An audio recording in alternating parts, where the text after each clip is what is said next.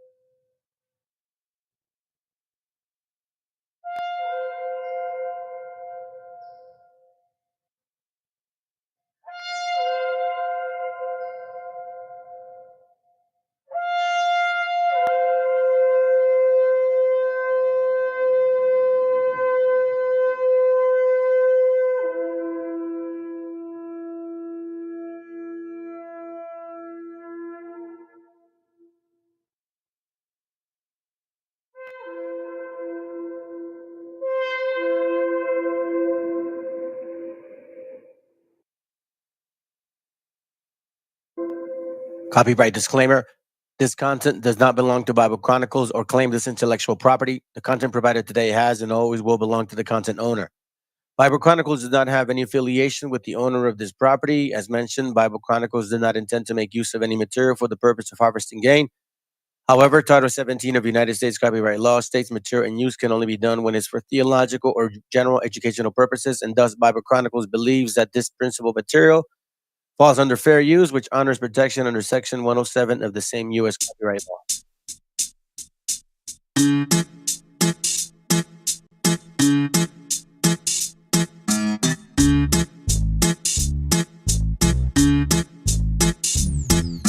México es vida, México es colores, México es su gente, México es sus sabores. Un país tan bonito, diverso y cultural, un águila comiendo una serpiente arriba de un nopal. México es bonito, México es colorido, México es la sangre que corre en tu latido. México es grandioso por el pueblo que lo habita, por su complejidad en su gastronomía exquisita. México es riqueza, México es alegría, México es agraciado en toda su artesanía. México es amable, México es hospitalario, arropando a turistas y a migrantes a diario. México es guerrero, México es su lucha, que para ser el país que es sangre derramó mucha. México es un sueño, el ombligo de la luna. México es maíz, chile, nopal y tuna. México es orgullo, México es amor. México es tomar las desgracias con un buen humor. México es mi tierra, México es mi nación, y siempre voy a presumirla con mucha emoción. México es música, danza, carnavales. México es muy grande, al igual que sus volcanes. Esta va con amor para todo el paisano que siente el orgullo de haber nacido mexicano. Mi México es vida, mi México es colores, país tan bonito, diverso y cultural. Mi México es su gente, mi México es sus sabores, un águila, una serpiente y un nopal. México es bien bonito, México es muy colorido, mi bandera y mi himno nacional. México es bien bonito, México es muy colorido, mi bandera y mi himno nacional. En cada rincón del país hay una historia que contar, la vibra del mexicano donde se hace de notar. Provenimos de gloriosas civilizaciones, ¿cómo no estar orgulloso de nuestras tradiciones, de nuestras facciones, de nuestros poblados, de las historias de sus calles, de los antepasados? Restos arqueológicos, museos, arquitectura, folclor, versatilidad, pasión y bravura. México es como el paraíso que siempre sueñas, querrás vivir por siempre en sus playas caribeñas. Selva, bosque, pueblo, ciudad, donde te pares encontrarás hospitalidad. Playa, océano, montaña, desierto, resumir México en una palabra, perfecto. No sobran razones para nuestra patria celebrar. Mi México te amo, siempre te he de amar. México es vida, México es colores, México es su gente, México es sus sabores. Un país tan bonito, diverso y cultural, un águila comiendo una serpiente arriba de un nopal. México es bonito, México es colorido, México es la sangre que corre en tu latido. México es grandioso por el pueblo que lo habita, por su complejidad en su gastronomía exquisita.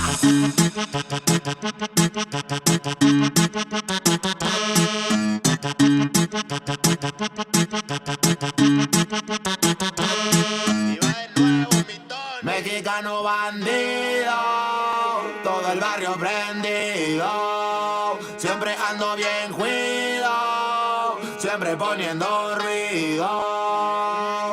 Mexicanos al grito de guerra, yo defiendo mi tierra. No me dejo de nadie, yo cuido a los míos, mi raza se aferra. Soy mexicano, esa es mi bandera. Yo la levanto por donde quiera. Verde, blanco, rojo hasta que muera. El barrio prendido ya quemó afuera. Soy mexicano, esa es mi bandera. Yo la levanto por donde quiera. Verde, blanco, rojo hasta que muera. El barrio prendido ya quemó afuera. Me voy tendido, me voy empinando mi bote. Un poco mareado por la bebida y el borlote. Me tiene hasta la riata la gente con su mitote. Pero me despreocupo, me pelan todo el garrote. Me para la chota, ya es por mi apariencia. Que hay tantos delitos, que hay tanta demencia. Yo no cargo nada, no más mi presencia. Pinche puerco joto, atente a las consecuencias. Si no topa el poli en breve nos para en la calle. No puede salir uno conmigo porque ya hay detalle. No quiere que conteste, quiere que yo solo calle.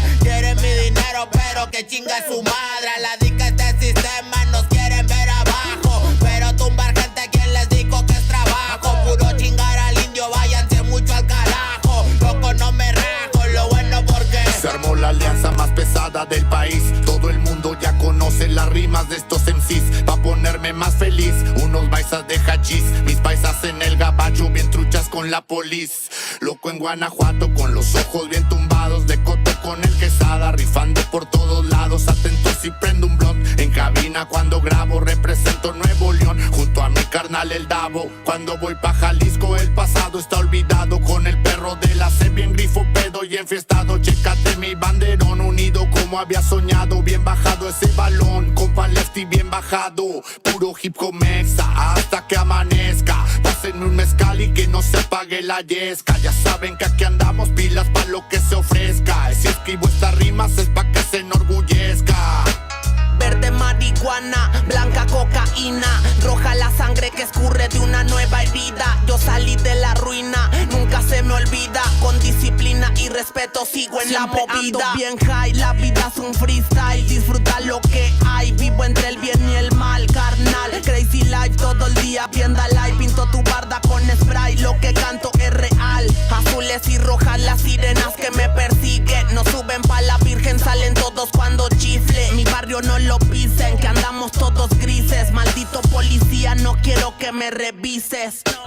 Prende la mota en canala o en hitter. Ando con mi flota y el dealer. Tenemos lo que se te ofrezca, tú nada más pide. Me dijo mi madre que de la envidia me cuide. Soy mexicano, esa es mi bandera. Yo la levanto por donde quiera. Verde, blanco, rojo hasta que muera. El barrio prendido ya quemó afuera. Soy mexicano, esa es mi bandera. Yo la levanto por donde quiera. Verde, blanco, rojo hasta que muera. El barrio prendido ya quemó afuera. Ya, ábranse cabrones, llegó el mexicano partiendo sin necesidad de palancas. Todos jugamos en la misma liga, yo soy titular, tú ves desde la banca. Disfruto cada cosa que me pasa, colaboro y mi carrera se levanta. El mismo cabrón que antes no tenía nada se la pasa viajando y dice que canta. Por eso me caga enfermarme de la garganta. Pero aguanta, traigo mata natural y humo de planta. 2, 3 cabrones dando lata y yo haciendo más plata. De esto la vida se trata y pa' que sepas no es barata. MC da bolos desbarata con cada escalón que sube. Yo tuve la suerte de hacerme fama en YouTube. Hay 2, 3 raperos de antaño que me bajé de su nube. Los mandé pa' su casa y de premio hasta les pagué el Uber. Si alguien me tira es porque sabe bien que domino el negocio y quiere de mi parte. No quiero darlas de grande, pero si me tiras la neta me toca humillarte. Soy capitán, llevo el estandarte. Somos muy pocos los que hacemos arte. Este flow si es de Marte, tú dale like y comparte. México lindo y bandido, diario a Diosito le pido que me cuide a la familia si un día el cora ya no late. Estoy bendecido porque me cuidan los míos. Orgullosamente me exatamos locos de remate. Jaque mate, no hable de volar si viene gateando. La cosa por la frontera se pone violenta, no importa el rango. Toda la raza jalándole duro, si hay algo seguro es la muerte en donde ando. El sudor y la sangre en la frente, los de alzada controlando. Se roban la atención, ya saben quiénes son. Vatos locos con sazón como el de un corridón. No quiera tomarme el pelo si ando todo pelón. Levantando la bandera, viva México cabrón. Es el perrito de la C. La bandera con un águila, Simón, mi tierra es esta. Me vale si mi piel o si mi acento les molesta. Caja la no maestras, nunca duermen la siesta. Están los que van pa'l jale y los que la viven de fiesta. Otros que en el pintón se tatúan de corazón 3 colores en el pecho, morirían por su nación. Aunque su puto gobierno los puso en la situación de no terminar la escuela y terminar en la prisión. ¡Viva México, ladrones! ¿Qué hubo el expresidente? Ya saben que por mí policías chinguen a 20. Y ahí están mis 20 pa' la cagua. Aguas, que es tierra caliente de Chiapas hasta Chihuahua. Wow, wow, wow, yipi-yo, yipi-yuca. Buenas, Montegreen, Aguas, Tijuas y San Lucas. San Luis Potoyes, Mataulipas, La Puebluca. Dime si o no, loco, acá tienen lo que buscas. Soy mexicano, esa es mi bandera. Yo la levanto por donde quiera. Verde, blanco, rojo hasta que muera. El barrio prendido ya quemó afuera. Soy mexicano, esa es mi bandera. Yo la levanto por donde quiera. Verde, blanco, rojo hasta que muera. El barrio prendido ya quemó afuera. Puro hip hop mexa, perros, 2023. Ey yo, ey yo. Somos la santa carnal. Ey, los machidones de la plaza. Oye, DJ Dundeca en los scratches. Desde alzada, mi perro. No saben quién soy o sí. Oye.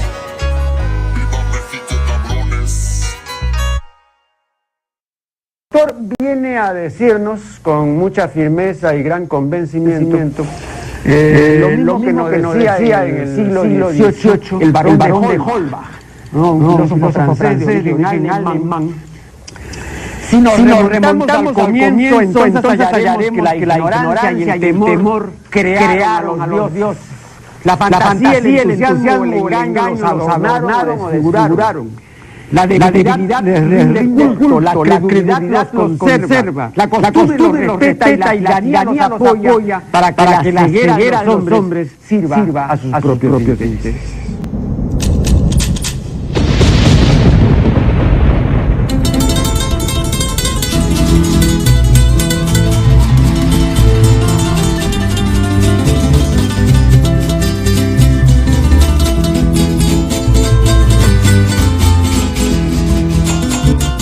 Viene a decirnos con mucha firmeza y gran convencimiento lo mismo que nos decía en el siglo XVIII el barón de Holbach, un filósofo francés de origen alemán.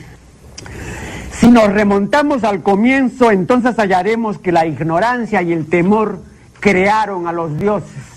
La fantasía, el entusiasmo o el engaño los adornaron o desfiguraron. La debilidad les rinde culto, la credulidad los conserva, la costumbre los respeta y la tiranía los apoya para que la ceguera de los hombres sirva a sus propios intereses.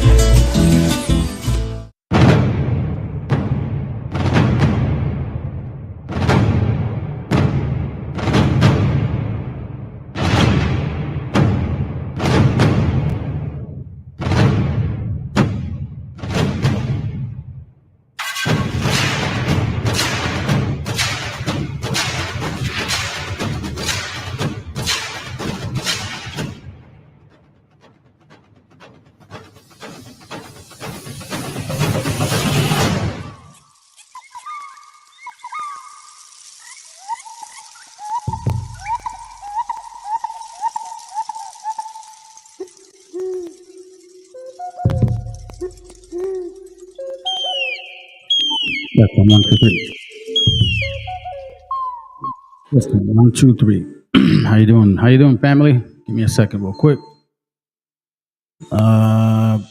Because we're in a weekday, I'm going to try to go quick. Replacement theory or Darwinism? We're not really going to get into the scientific aspect of it, but I'm going to answer some of these questions that certain people somehow keep using. They go by a replacement theory, but believe in Darwinism. ¡Que alguien me explique! So as long as they're doing that, there's great confusion. And I don't know why he keeps doing this shit. And my job is to, destroy those conclusions, so-called. Let me see what's up real quick. Hey, Shalom, Rick. Good to have you here, bro. What up, VTC? And for you enemies in secret, keep watching. You may learn something. These classes a lot of times are started by you family that I talk to. You know what I'm saying? Whether talk or text. I'm going to touch on some things. I think it's important to understand this too, exactly why there's such a replacement theory concept. And if you really believe in Darwinism, then maybe there is no such thing as replacement theory. So let's go to it. Now, I'm going to bring up the Bible regarding proving that whether it's one of the two, it's not our choice. It's been prophetic, and it's here now. Now, before we get going, I always try to show you guys some things, right? And again, a lot of my classes are influenced by you brothers. So I was chatting with a brother, and he reminded me of this. Let's go to it real quick. Joel 2:19. Let's remember exactly what we're talking about here. Because, Christian nationalists claim that God somehow opened the door for them and that they are in a righteous position to be acting like animals. So let's remind these heathen that there is no such thing. And again, family, I'm going to have to remind you this: if you believe in this book, you have to embrace destruction of the enemy and salvation for your people. And in this book, it says that the Israelites will have slaves. Okay? There's no way to get around it.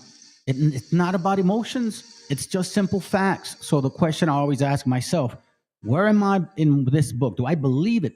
You got to take everything in. Or then, I don't know. We need to really reconsider what we believe in.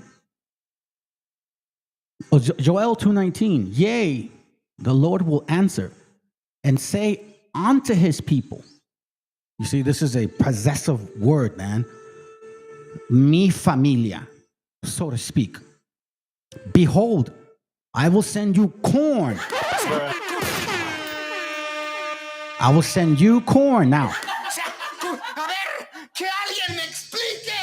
who was given corn? Who are the people of corn? Who are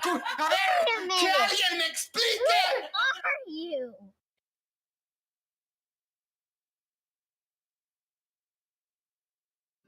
Are we forgetting this? It says, behold, I will send you. Who? The people he chose. What? Corn and wine and oil. Well, come to think of it, we use a lot of oil. We fry tortillas, we fry masa. We make a lot of things by frying. We fry carnitas. Unfortunately, we also fry pork. That's why they call them carnitas. You get what I'm saying? And don't even talk about the wine. But it means corn. His chosen will have corn. Now, remember, somebody showed up sometime and assumed that you would lose everything about you. Signs and wonders mean that there's still something about you you're going to remember. So, who was given the corn? And I will no more make, and ye shall be satisfied therewith, and I will no more make you a reproach among the heathen. This is why I said we need to teach the heathen.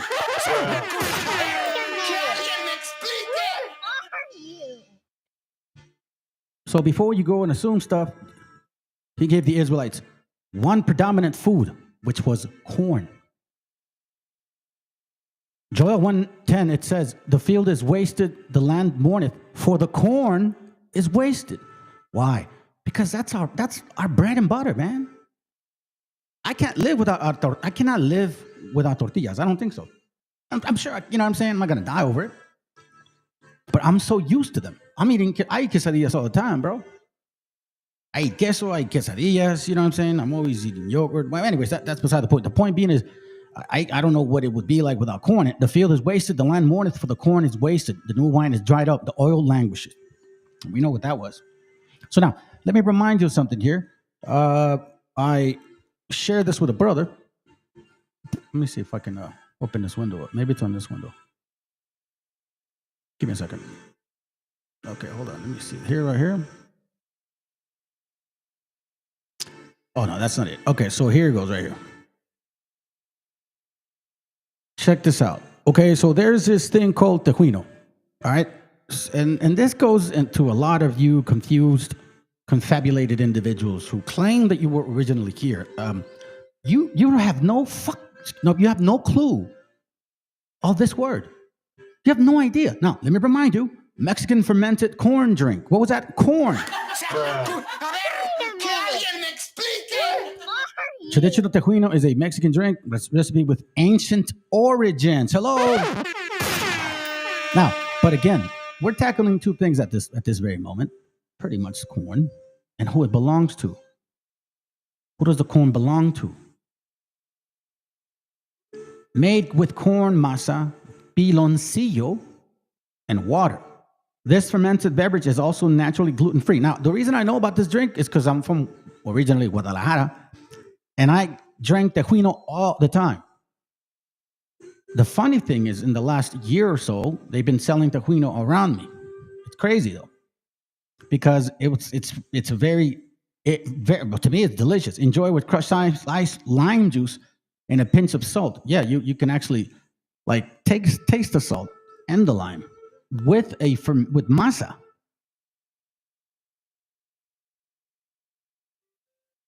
Tejuino is a traditional Mexican cold beverage made from fermented corn, masa, piloncillo, and water.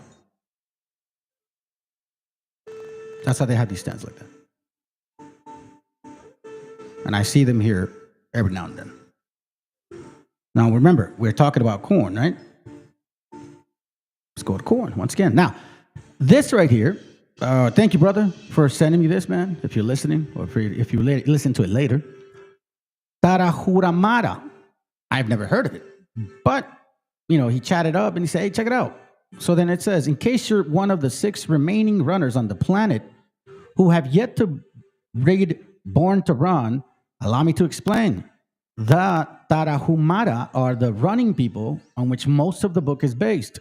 A Mexican tribe of super athletes who run 50 to 100 miles at a time for pure enjoyment, seemingly without effort. The Tarahumara diet is described in some small detail in the book with repeated mentions of 2 staples, pinole and chai, basically corn.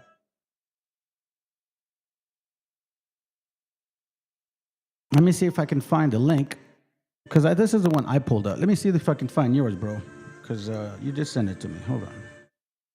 Let me see.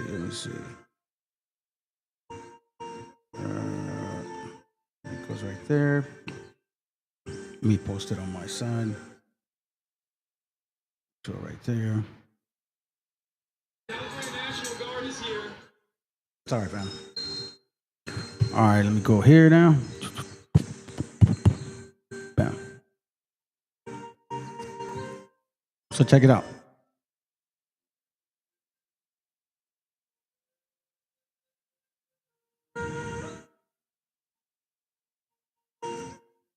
The drink, what is the drink of Tarahumara?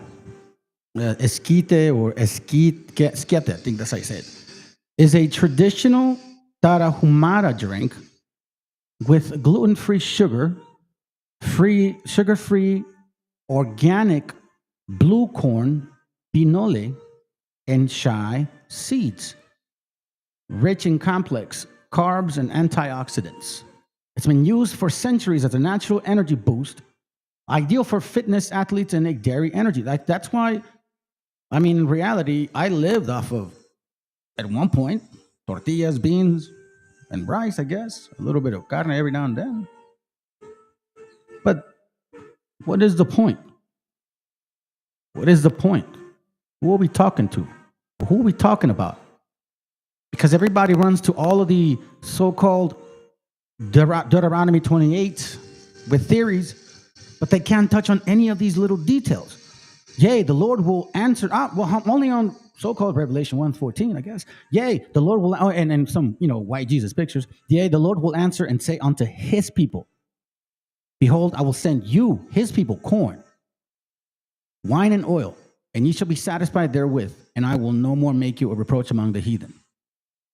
The Lord had pity. Now, this is a prophecy also talking about coming to fruition, because we're seeing it now.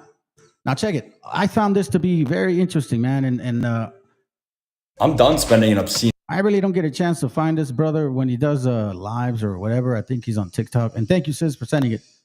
But he did a thorough breakdown on this, man, and I thought it was very interesting. I think we should listen to it because it's true.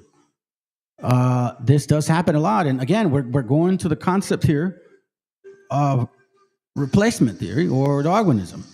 You know what I'm saying? Stick with me. I'm going somewhere with this. All right? This is a good 10 minutes, man. So watch, listen. The first thing you did to me, you attacked me. You called me white tea, these people, these pilgrims, these colonizers. But tú no sabes que yo soy... I'm gonna pause you right there. Yes, you did. Yes, you did. Correct. No, I know. I did. Yes, you did. I did, Yes, you but let me did. correct you on 3 things. Don't lie, Ricardo. I did call you those 3 things. I did call you those 3 things, Yeah. but let me But let me inform finish. you. I haven't finished. Let me inform you about these 3 terminologies, and then you could continue. Number 1, I called you white tea, which you are. That's insulting you for me to identify you as white tea? You calling me that, but how you know I'm that? ¿Por qué yo no puedo ser boricua de la isla? ¿Por qué yo You're soy white tea no matter where you're born. What? What? You're white tea no matter where you're born. I don't care if you were born in Puerto Rico, in Cuba, in Mexico. You're white tea. That's your race. We're That's not not talking true. about nationality. That's not true. I disagree with that. You can disagree, but elaborate. Prove me wrong. Spanish is not considered white. What do you mean? They themselves identified as white tea. They're the first people to identify themselves as white tea, Spaniards.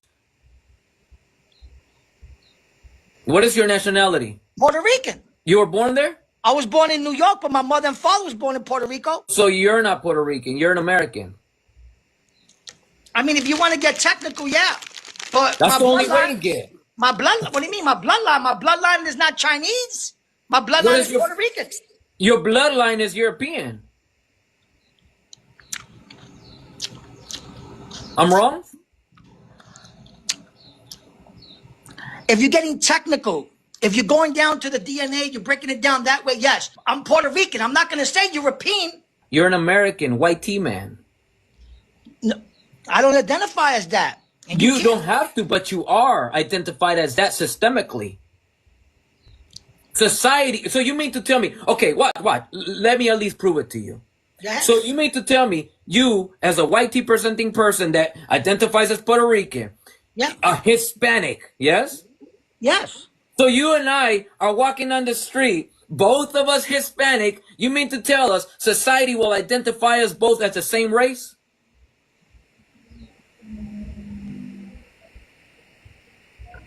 Depending, okay, wait up. I know where you're going. Wait up. I don't want to get in a debate with you, even though I come up here to debate. This is a conversation, sir. Okay. I'm enjoying it. Okay, wait up. I would appease you and be like, yes, there's a clear difference between you and I. Absolutely. Phenotypically, aside from complexion, phenotypically, we're a whole different people. Yeah. So is it safe to say if you were to walk side by side with a white tea guy, you both are the same race of people?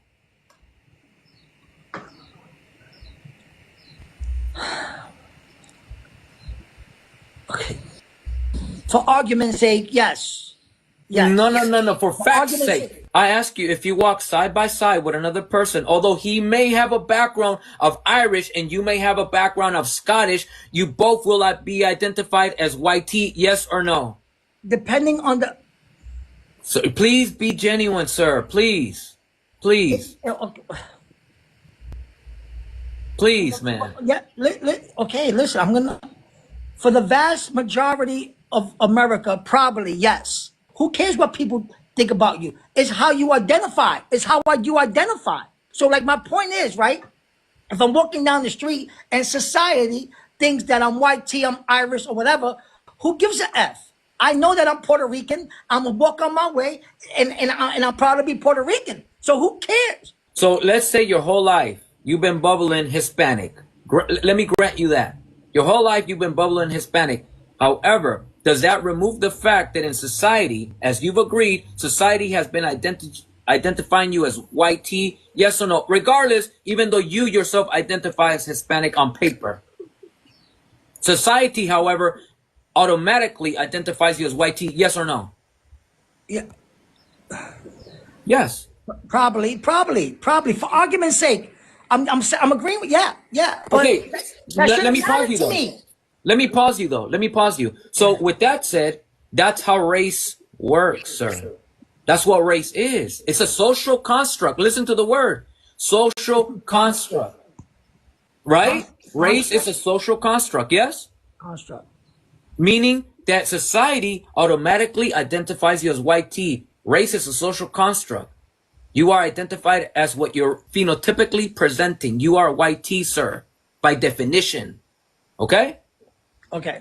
All right. Okay, now let's go back to the original argument. So I've called you a white tea, which you are. You felt offended or insulted because I identified you as what you are. What's wrong with identifying you as white tea? So your name is Jimmy. James. So this white tea guy named James has not been identified as white tea his whole life?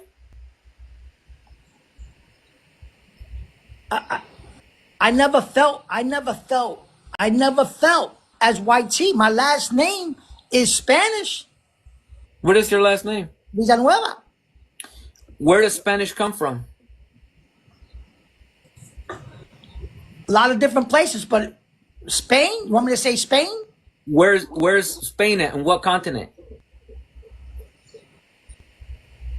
Europe. So, like I said, what about your identity proves that you are not white tea? When you break it down like that, yes, I get it. Let's use the three terms that I called you that you felt like I was insulting you. So white tea, you felt like I attacked you by calling you white tea, right? If you identified me as brown, I would not feel attacked at all. Out of everything I said, I never attacked your complexion. I never attacked yours. Did I attack yours? I identified you as a white tea man. Where is the wrong in that? Wait up, Ricardo. Wait up. You said, what was the one you said? White tea? So the second one was, I called you a colonizer, yeah? You called me a colonizer. Now you owe me an apology. That's an attack? You owe me an apology for that one. Okay, so let's prove if let's prove first if it's an attack. Okay, let's prove it first. And of course that's an attack. If we come to the conclusion that it's an attack, I will apologize. You ready? Yeah. So why are white tea people like yourself in the Americas in the first place? How'd you get here? Because of Ponce de Leon, Christopher Columbus. Due to colonization.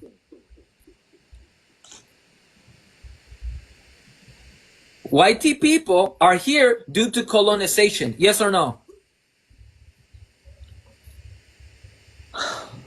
Yeah. You would instead be somewhere in Europe, yes? Say it again. What? If not for colonialism, you instead would be wherever it is that you descend from in Europe. Yes or no?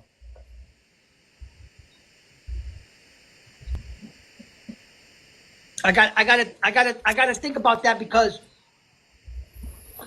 colonialism didn't open the doors for white tea people to start coming from Europe? That's not the door? That's not what opened the door? Colonialism?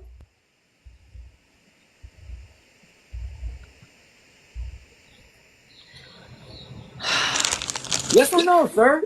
You say you're going to be genuine. I don't understand the question. Let me ask it again. I don't understand. Let me ask it again then.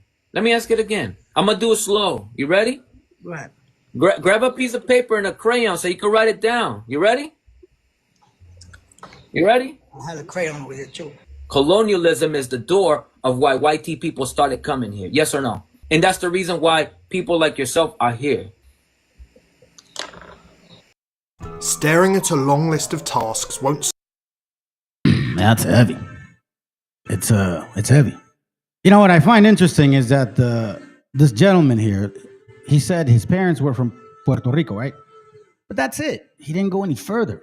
Usually, from people I talk to randomly, they go a little further than that. He did not want to. So let's continue. Yes, but you saying like myself. That's it, bro. That's it. I'm Puerto Rico. Okay, wait up. So with that, anyway, listen, I gotta go grab this patient. So Anyway. let me answer for you then. What? Okay. So then, and you could go. But so then, when I call you a colonizer, I'm not insulting you because that's what you are. You see, when I call you white tea, it's not an insult. You shouldn't take it as an insult. When I call you a colonizer, it's not an insult. It's what you are. No, because I don't identify as white. So you that you is don't an have insult. to. That You don't is have to identify. You could identify as a roach, but yet you're still white tea. That's not. I debunked that argument with applications. With your feelings. No, you debunk it with your feelings. That's not your argument has flaws because No, yours. Mine's is just facts. Okay, wait up. Yours is emotion. You never answered my question. For everything, jobs, welfare, college, why is there Latino Hispanics on there? You want me to answer you? Yeah. You ready? It's a back and ready? forth. Okay, because that's white tea people's doing. Your issue is with them if you have a problem with that paperwork. That's your doing, not ours. Not ours. Figure it out by asking your people why they did this. Why they created a whole system based on these concepts and social structures. Look, somebody put exactly. What's her name? Look. I know. You that's your cup. I'm sipping your tears right now, sir. I'm just identifying you as what you represent in the Americas, as a white tea man, a colonizer. That shit was funny, man. Oh shit! I'm sipping his tears. I don't think he knows that yet, Guaracuya. Good to have you here, brother. I don't think he knows that yet. I don't think he knows that. That's the thing. That's why we need to keep them like repeating it. This has been a 500-year plus engraved doctrine that it's only them. You know what I'm saying? I don't know if that guy, I mean, he looks, you know what I'm saying? He looks like that. I know some of us mix, but he wasn't really defending it beyond his parents. You know what I'm saying? Now, again, the point being is, and again, stay with me, because, you know, I don't ever go too far from the lane. Replacement theory or Darwinism. Now, one of the topics about this whole this conversation, right? Colonialism invented the whole concept that we got light skin because we mix with a variety of fucking people, okay? Let's not forget that that's exactly what they did. They made you believe that we were never light skinned and that we got light skin because of them. These are the same nations that dealt with us in that same way, right? And specifically, we're talking about this right here, this social construct, because whoever started it, someone else picked it up and continued it. And it goes back to this concept here, Darwinism. Okay? So the reason why this concept of Darwinism, why it's important to know and learn what it means is for the same reason that they created these concepts. So now, let's look up the word Darwinism. So Darwinism is a theory of biological evolution developed by Charles Darwin, emphasizing natural selection as the primary mechanism of evolution. Follow me, family. Don't lose me here. This is very easy. Darwinism refers to the set of beliefs and theories about evolution formed by Charles Darwin and his followers. At its core, it emphasizes a mechanism of natural, let me emphasize that, of natural selection, which is the process through which certain traits become more common in a population due to the reproductive advantages they confer. That's natural selection, reproductive advantages that they confer. This theory posits that organisms better suited to their environment are more likely to survive and reproduce, passing on advantageous traits to their offspring. This is from Britannica. Okay? That's where we're getting the definition from. They created this theory. Now, why do I keep saying the great replacement theory? Because this is what's going on. Okay, you know what's going on all across the country right now, right? This is beyond the whole immigration, beyond their political jargon. It's because of this too. And don't be ignorant to these facts. Great replacement conspiracy theory. Now, keep this in mind and why I asked, what is Darwinism and who created it? They created Darwinism. They created that belief. That says the great replacement, also known as replacement theory or great replacement theory, is debunked white nationalist far-right conspiracy theory. What does that mean? And I ran into this book. Let me see if I still have it here. Oh yeah. It's called Camp of the Saints, it's called. Camp of the Saints, okay? Now, it's from 1975, and a lot of these replacement theorists push that type of material, and that's where this replacement theory, was really, really put in front of everybody. Which is why terms like miscegenation or composite race, because we know about miscegenation. So now, the reason why I keep bringing up this replacement theory and Darwinism, well, first of all, you got to ask yourself, if they believe in Darwinism, but they're afraid of replacement theory, because what they believe is that since they're not reproducing, not having babies, like low birth rate, high suicide rate, and I'm going to show you some videos that actually talk about it. They think that, I don't know, some world is against them. But if you believe in Darwinism, wouldn't that be life saying they are not choosing you? That's what life is saying. Hold on a second. Let's see. What's up, Meshi?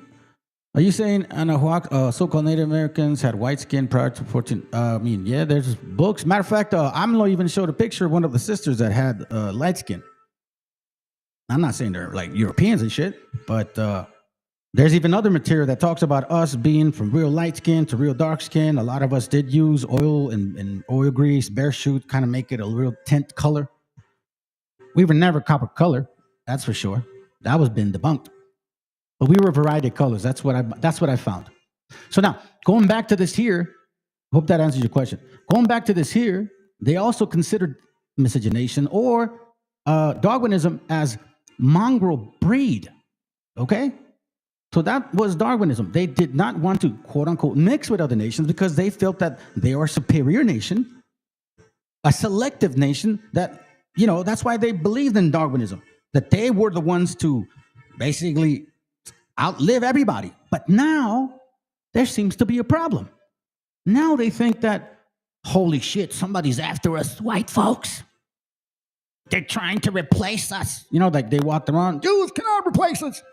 Jews cannot replace us. You know what I'm saying? Look at that. Replacement theory means what?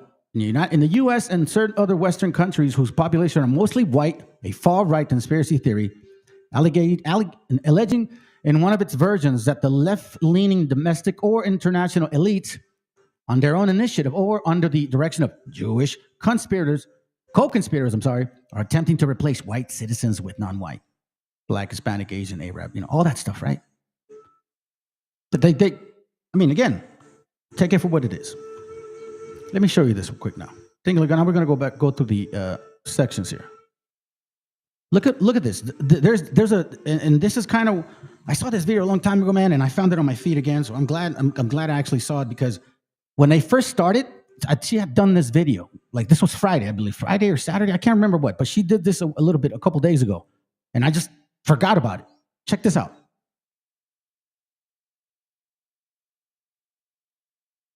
Protesters aren't obstructing justice like the right claims. They're resisting white nationalism. The protests started because the federal government raided workplaces to target undocumented immigrants in LA, despite Trump promising to target actual criminals. But they aren't targeting violent criminals because it was never about that. And it'd be hard to do so since undocumented immigrants commit far less crimes than US citizens. But Stephen Miller, the man behind Trump's immigration policies, told ICE to increase the number of deportations to 3,000 people a day at all costs. That's why they're targeting workplaces and immigration courts. It was never about helping people come here the right way. Miller said in leaked emails that he believes white people are being systematically replaced by immigrants, that immigrants are destroying America, and that's why he wants them gone. It's See, this guy's a so-called Jew, yet their replacement theory concept, they believe far right that, oh no, it's the Jews that are trying to replace us. He says the same shit. So is he like a Nazi, Jew, right-winger? What? I mean, you know what I'm saying? So let's continue. white nationalism, plain and simple. That's why the admin has changed the definition of criminal to include anyone here illegally, though it's just a civil violation. Stephen Miller posted in response to the protests, "We'll take America back." That's why they targeted LA. Texas has around the same amount of undocumented immigrants as California, but it's not a blue state that they've been railing against for years. It suggests the Trump admin wanted this to happen. They wanted pushback, they wanted conflict, and they wanted escalation. Also, Trump could assert his federal authority to take back America. But here's the thing, Trump is the direct cause of the unrest. Instead of having a humane and dignified approach to immigration like protesters are calling for, he's cracking down even more, provoking protesters, painting them as the problem, and trying to silence them. To him, those without power, the protesters and immigrants, are the problem. But the people in power are the real problem for treating human beings like they don't matter because of where they were born or the color of their skin. Oh, and Trump's escalations don't lead to more peace. Peace through strength doesn't work. It just leads to more unrest. And I don't know, man. I heard somebody say it. I was thinking about it, but that person I heard, I don't know who he was talking to. He did some YouTube live. He says that by the summer, which we're close to, someone's going to get shot. And that's how it's going to set it all off. You know what I'm saying? And I'm not too far. I'm not in disagreement with that. Because, you know, when the animal is cornered, this is what they do. Remember what happens over there when they were in decimation, right? They had no gold, nothing, man. Europe had nothing. But they found it over here.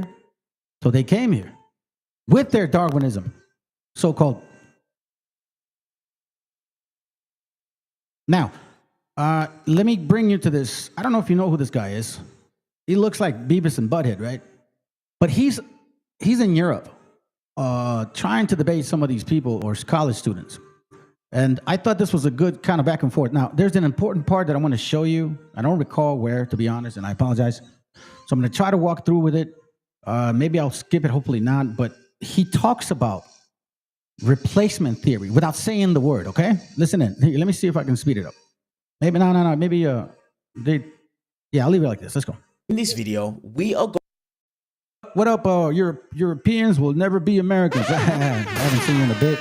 Well, what up, I'll be revealed, man. How you doing, brother? Hope you're well. Let's go. Going to see Charlie Kirk go on a long, pointless rant when pressed on toxic masculinity. We're also going to see the crowd repeatedly laugh at Charlie Kirk because he's outsmarted by an Oxford student. As usual, let's watch the video in full, and I'm going to give you guys my thoughts.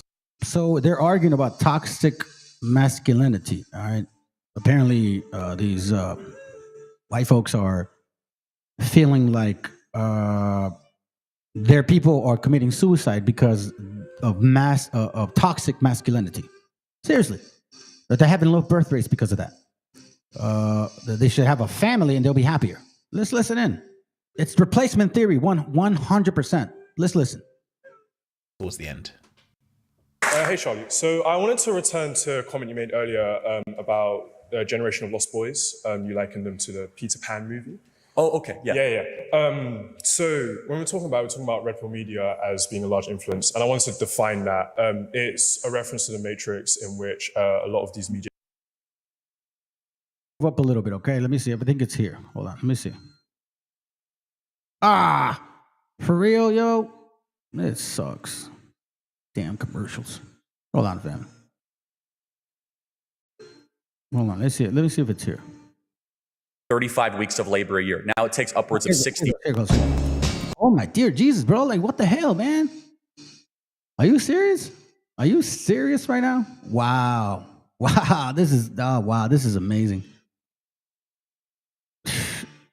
I just don't want to pay the damn monthly, man. Fuck. Can't even go back here. What the hell? All right, here we go. Go move to the cities and learn to code. I said this in the previous Q&A, but I can again, which is that a family used to be able to be supported on a single income of 35 weeks of labor a year. Now it takes upwards of 60 weeks of labor a year. However, given all the economic and social and all those factors, the largest of all of them is the cultural and the educational that has infantilized men and hyper-feminized them in the messaging, in the outreach, and in the treatment. And so I can give you specific examples. In what way has the education system infantilized men? I mean, every possible way, from the hypermedication of young men, from in the core curriculum in America, we learn about toxic masculinity from ages 8 in public schools in California and in New York. We never talk about toxic femininity. Do you agree that there's toxic femininity as well? Okay, so yeah, he starts talking about that. Now, I really find it so weird that Edom is really having this difficulty. He talked about medication, right? So now he's insinuating that there's a mental issue going on with Edom, and he's concerned about that. Now, he's not saying it that way, and then behind his belief, there's replacement theory ideology. Let's forget Darwinism at this moment, though, because, you know what I'm saying? It doesn't apply to them at this moment, I guess. Let's continue. Hold on, let me skip this right here, because he talks about that other stuff. Hold on. One is creating a system of oppression. No, that's your interpretation. No, you can make every excuse under the book that you'd like, but only one chromosome set gets criticized, called that they're terrible and awful, between the male and the female. We lost what worked, and we have hyper-platformed. Your own prime minister, Boris Johnson, doesn't exist. Secondly, is like a slow motion, like humiliation ritual for the young boys of Britain. Could you imagine if there was a similar movie criticizing young women? I'm trying to find that section. Okay, give me a second. He's not affirmed in his masculinity. It's not to say that suicide. Oh, there he goes. I think I might have missed it. Damn it, man. I should have wrote it down. He talks about the high level of suicide. Of a story or warning. For the young boys of Britain. Could you imagine if there was weaker, were more suicidal, our fertility rates are... Here we go. That's it. This is it. Found it. Okay. So do you hear what he said? Our fertility... let's go back a little bit. Now, you can believe in science, Darwinism. Hey, who is life choosing then, if you guys can't have no more children? The Bible also confirms that it's not Darwinism. It's prophetic, that this was going to happen to you. Let's listen in. We're actually living under a hyper-feminist West that is toxic. What does that mean? Speech police, feelings first, emotion over reason, community over individualism. We're seeing this. And by the way, is it working? Is the West stronger as it's become more feminine in the last 30 years? No. In fact, our morale is weaker. We're more suicidal. Our fertility rates are down. He says in the West. Let's remind these people. Okay, hold on a second. When he says our fertility rate is low, we are more suicidal. Do you think he's talking about you, Indigenous brothers and sisters? No. He's not talking about nobody else but his kind. So you can look at it scientifically, and Darwinism says survival of the fittest. It's going to give that particular organism its proper strength to evolve because it doesn't want you no more. It's not replacement theory, because the Bible also said that. Let's finish up on this, and then we move on.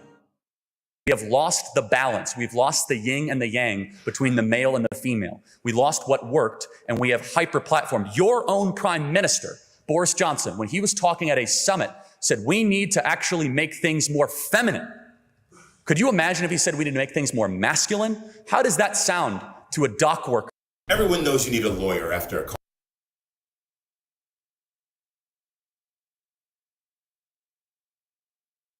Brighton or someone in Essex. We need to make things more feminine. No, instead, we need to restore the balance that God created man and women. And right now, they're in. By the way, you want an example? Adolescence. How does that movie Adolescence not broadly generalize a theme that, first of all, doesn't exist? Secondly, is like a slow motion, like humiliation ritual for the young boys of Britain.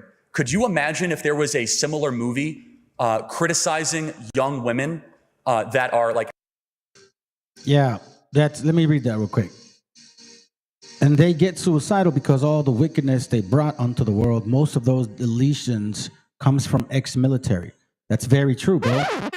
And you want to know something, man? It is definitely a spirit behind what is going on. The same, like the opposite of what we've been going through. A lot of us aren't necessarily suicidal.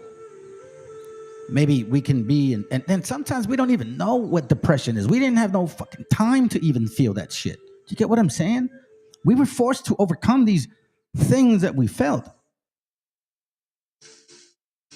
Hey, and that's very true. I've met some people in the past, obviously, I don't know who they are anymore, that they were, because I used to really be out there, man, messing around and being drunk and all that shit. So obviously, I met people like that, and a lot of these dudes were drunkards, man.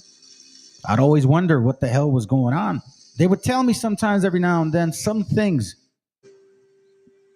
This guy told me once that he had to jump under his truck because they started shooting everybody, and there was an explosion, and he had to shoot. I mean, it's crazy, man, because this stuff is shocking.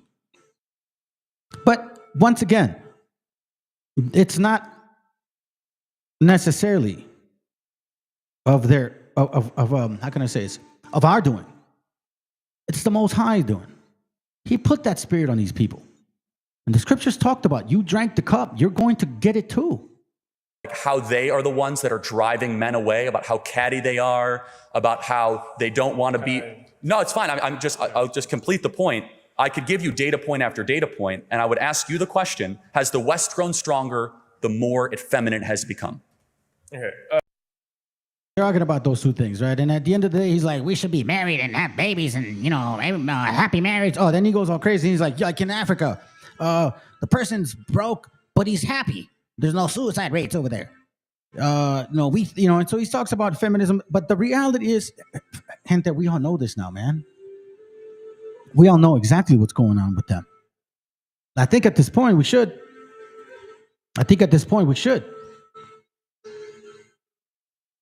Check this out. 2nd Ezra chapter 16, verse 77. And the reason why I'm going here now is because as they continue with their confusion of replacement theory or Darwinism, whatever, right? There are instructions in this book that talks about and shows you how not to be in the wrong path, especially in these times now. Because I think it's clear. I honestly think it's clear that we are closer to something more than ever, man. 2020 was the insurrection, January 6th, right? I never saw that before. Civil rights and all that stuff, but I'm talking about like for the election's sake, so to speak. Now they're in LA, Texas, New York, and I believe in LA for sure. They deploy the Marines. The Marines, like we said, you know what I mean? These guys, that's what they do. They're trained to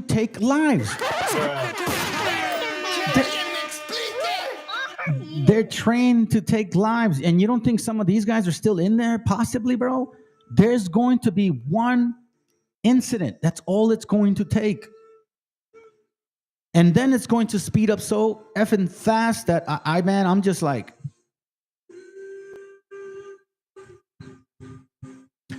Second Ezra 16:77 will be unto them that are bound with their sins. This is why, and by the way, thank you, brother, for sending me this. We were talking about this the other day. It will be unto them that are bound with their sins and covered with their iniquities, like as a field is covered over with bushes. Now, when religions or certain religions insist that there's no need to repent, you don't have to cleanse, faith, and that's all it takes, belief, there's not a lot of work to be done, as long as you believe, it don't matter if you're a sinner. It don't matter. No, it does matter. This is why a lot of people, man, you guys think that doing a personal inventory is probably dumb. You have no clue what that does for you. It's like when you start looking in the mirror and saying, who the hell are you, man? I think that's why a lot of us are reading this book. Now it says here, woe unto him that you're still dealing with sins. When the end comes, and covered with their iniquities, like as a field is covered over with bushes. That means you've never cared for your field. That means you don't care about what you're going through. You don't care about what like potential sins and the act on it. You know what I'm saying? Like you just whatever, man. It's all good. You're partying out there. You're doing your thing. I don't know whatever it is that you fucking do, and you know damn well it's not what the Most High is asking for. And you don't even reflect on that shit. You're not even working to change. You still have anger and hatred for your brethren. This is why my attitude started changing. I started changing within because I saw that I was really angry. And because I was really angry, it didn't allow me to really, really, really connect with my own family, you know what I'm saying? Just with people. This is what I'm talking about, as I'm growing up. Because I was bound with sin. What is the two commandments? Main commandments, love the Most High and love your family, your brethren, your brother. You know what I'm saying? Like your family. Love your Most High and love your family. Woe be unto them that are bound with sins. You, like they say, you can't love nobody if you can't love yourself. And you cannot give something goodness if you're not cleansing yourself. And covered with their iniquities, like as a field is covered over with bushes, and a path thereof covered with thorns. So now, as you're leaving shit behind and you're never attending to it, you're just saying whatever, I don't want to think about that. That's the past. I don't want to reflect on it, even though it still bothers you. You're leaving bushes and you're leaving it with thorns that no man may travel through, not even you. So now, a lot of us are so afraid in this walk that as soon as you hold on to one belief, you get so scared when somebody shakes you. You think like, oh no, it's because I was taught and somebody taught me and I need to be loyal to that teaching. No, the person, the who you need to be loyal to is the Most High, man. Shit. What the hell? Giving loyalty to men? The flesh profited nothing. It's the spirit that quickeneth. And in this walk, it's going to be shaky. And some things are going to be like, damn, okay. But you're going to have to accept it. It's not about feelings because those get exposed right away. And this is what I noticed when people, like what I said, I was angry, right? So when I noticed other people being angry, right, vicious, angry, it's because you're still bound with iniquities. You got your road, your bushes. I mean, you have not cleansed your road. I'll tell you one thing about these so-called camps. They don't teach y'all how to repent. They give you one or two verses. Go run and go figure it out. Oh, but you can deal with prostitutes. You can have multiple women. Okay, sure, buddy. While you're a alcoholic or you're a mujeriego already, yeah, right. How are you going to differentiate the difference if you've been dealing with that spirit since the beginning? Bruh. and the path thereof covered with thorns that no man may travel through. It is left undressed and is cast into the fire to be consumed therewith. Now, we've read scriptures everywhere, especially in the red letter, that says, leave the wheat and the tares together.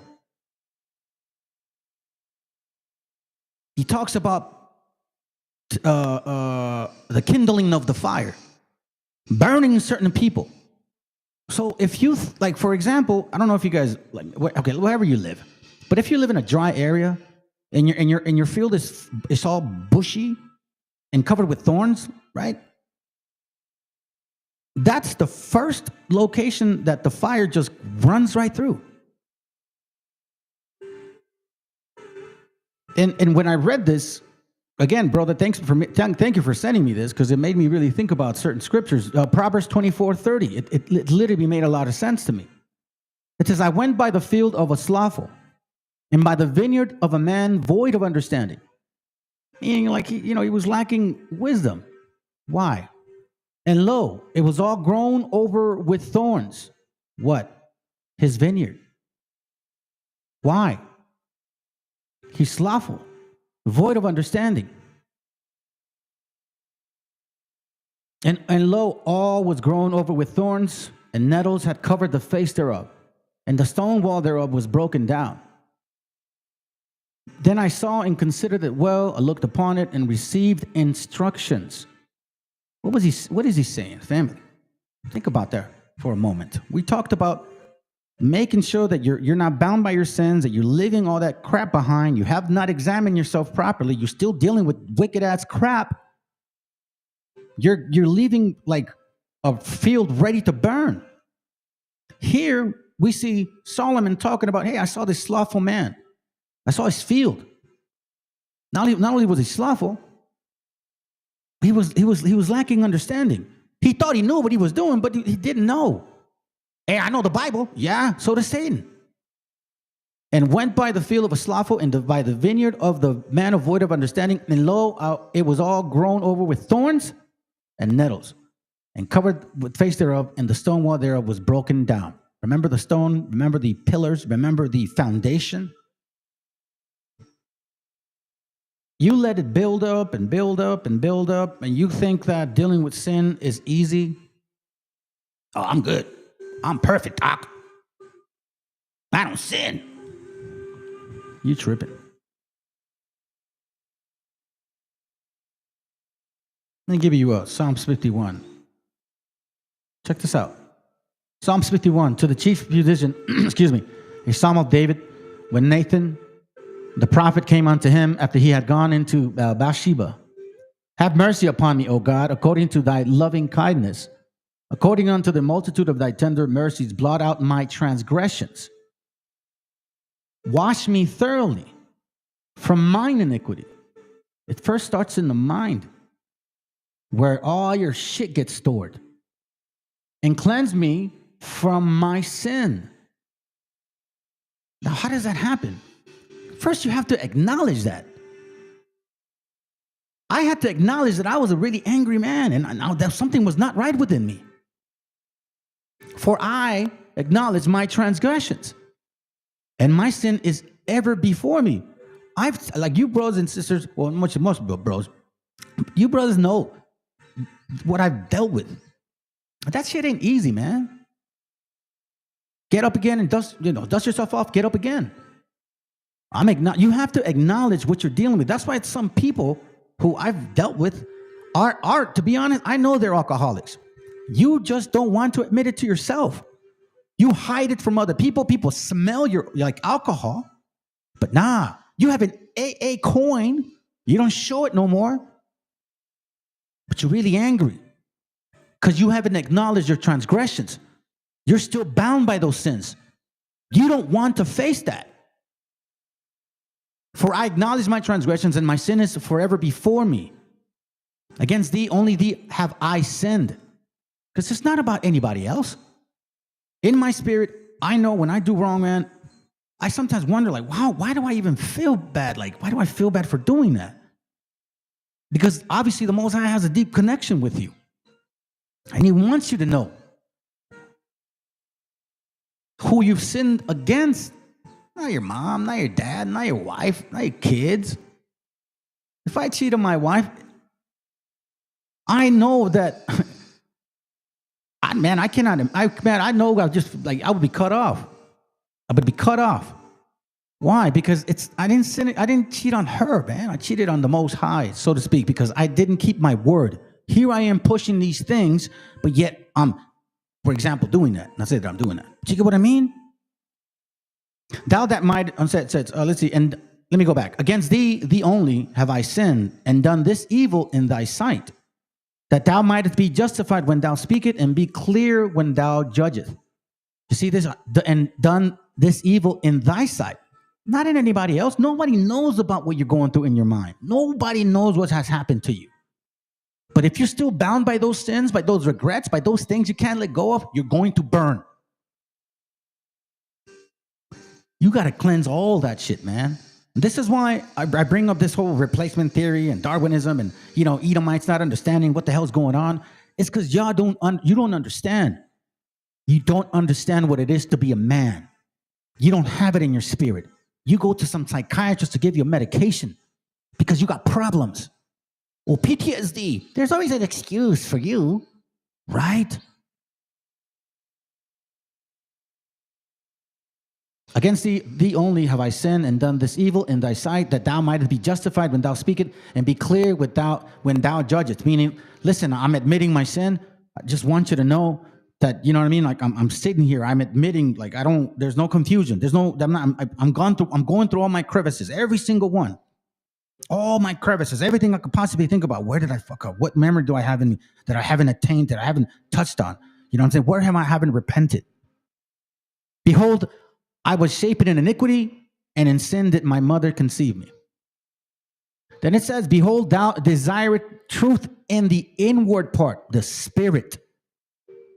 And in the hidden part, thou shalt make me to know wisdom. So when you cleanse your mind, because it's the spirit, the mind, and the spirit, when you cleanse your mind and you're not bound by sins, wisdom will then come into your spirit, and your spirit gets strengthened. Just like it talks about, I believe in, hold on, let me see. Right here, I think it's this one.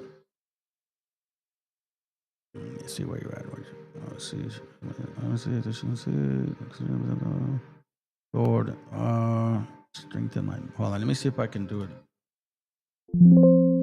Maybe I didn't write it. I did, I know I wrote it right. Give me a second, family. So judges know the part of the Lord. Let's see, memory. Let me try this other one.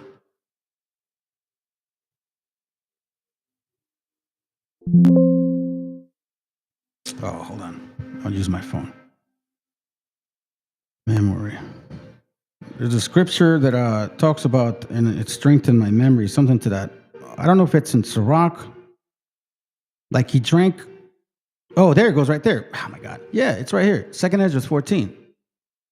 2 Ezra 14. Now, this is why whoever thought this was like doing mushrooms, bro, that's why that's why you lost your mind. It says in 2 Ezra 14, he's talking about, drinking a certain cup. And I took it and drank it. And when I had drunk of it, my heart uttered understanding. And wisdom grew in my breast. And wisdom grew in my breast, for my spirit strengthened my memory. You see what I mean?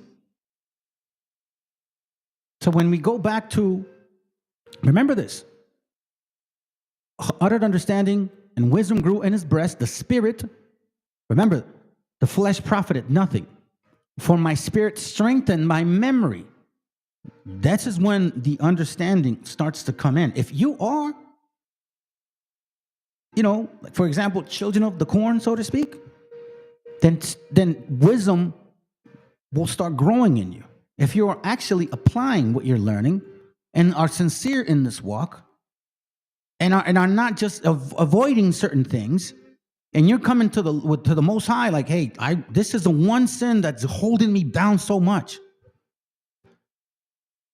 Psalms 51:6, behold, thou desirest truth in the inward parts, breast, and in the hidden part, Thou shalt make me to know wisdom, and wisdom strengthens your memory. Damn right, the scripture speak in parable, bro. It speaks in parables, man. That's why I tell you, brothers, man, like this ain't our first rodeo. Some people misunderstand and say, oh, yeah, nah. Then you don't understand either. I'm not going to sit here and explain it to you. You either get it, or you don't, James 2:19, thou believest that there is one God, thou doest well. The devil also believed and trembled. You see that? So if you think, I know the Bible. So does Satan. Let's go back to this point here. Let me go back to Psalm 51. I'm my bad about it. I should have just stayed to the point. It was probably way late when I read it. It's all good, man. Thank you for sharing. Psalms 51, verse 6. Behold, thou desire truth in the inward part, and in the hidden parts thou shalt make me to know wisdom. So we're talking about examining yourself, cleansing your ways. Don't leave a bush behind, man. Because we all, like when I was in heavy sin, I was basically doing that. As I was living my life, it was like I was carrying a trash bag of all the shit that I was doing. And I kept putting it in my trash bag. And I walked with that crap, man. And it became heavy on my back. It became heavy. And I couldn't be a father. I couldn't be a husband. I couldn't be a dad. I couldn't even be a dad. How many of you have problems with your children? With your grown adults? With your wife?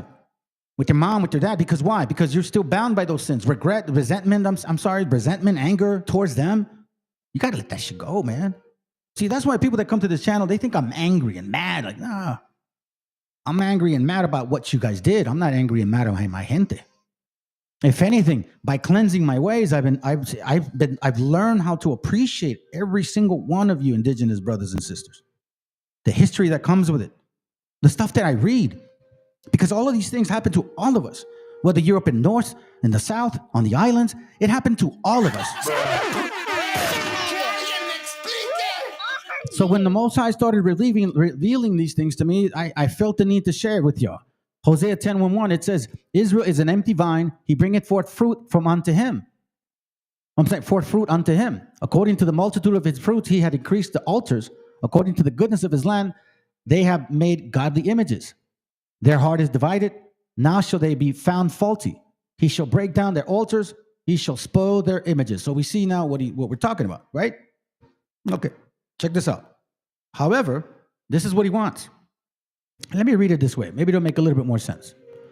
It says here, Hosea 10:10. No, not this translation. Which one was it? I can't remember. Let me go back to King James because I don't think it was that one. Hosea 10:10, it says, it is my desire that I should chastise them, and the people shall be gathered against them when they shall bind themselves in their two furrows. Now, in case you guys don't know what a furrow is, okay, this is what a furrow is. Okay? So when you're farming, that's what a furrow is. You know, and what you do there is you start basically breaking down the ground.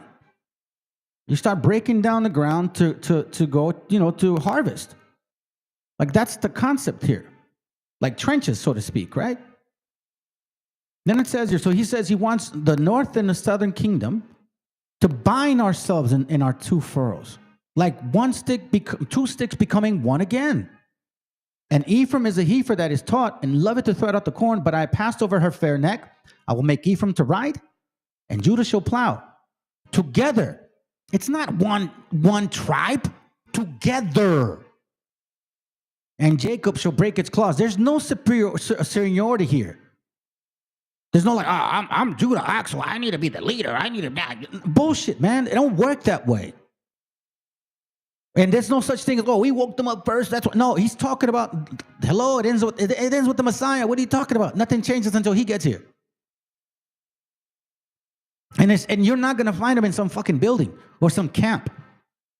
The kingdom of God dwelleth in you. And if you're not willing to examine yourself, you're not going to ever even get close to that. And Ephraim is a heifer that is taught and loveth to thread out the corn. I've passed over her fair neck, and I will make Ephraim to ride, and Judah shall plow, and Jacob shall break his clods. So wait, hold on. So 2 furrows. What does plowing mean? Plowing. See? Furrows, plowing, and then break up its clods. What are the clods on the field?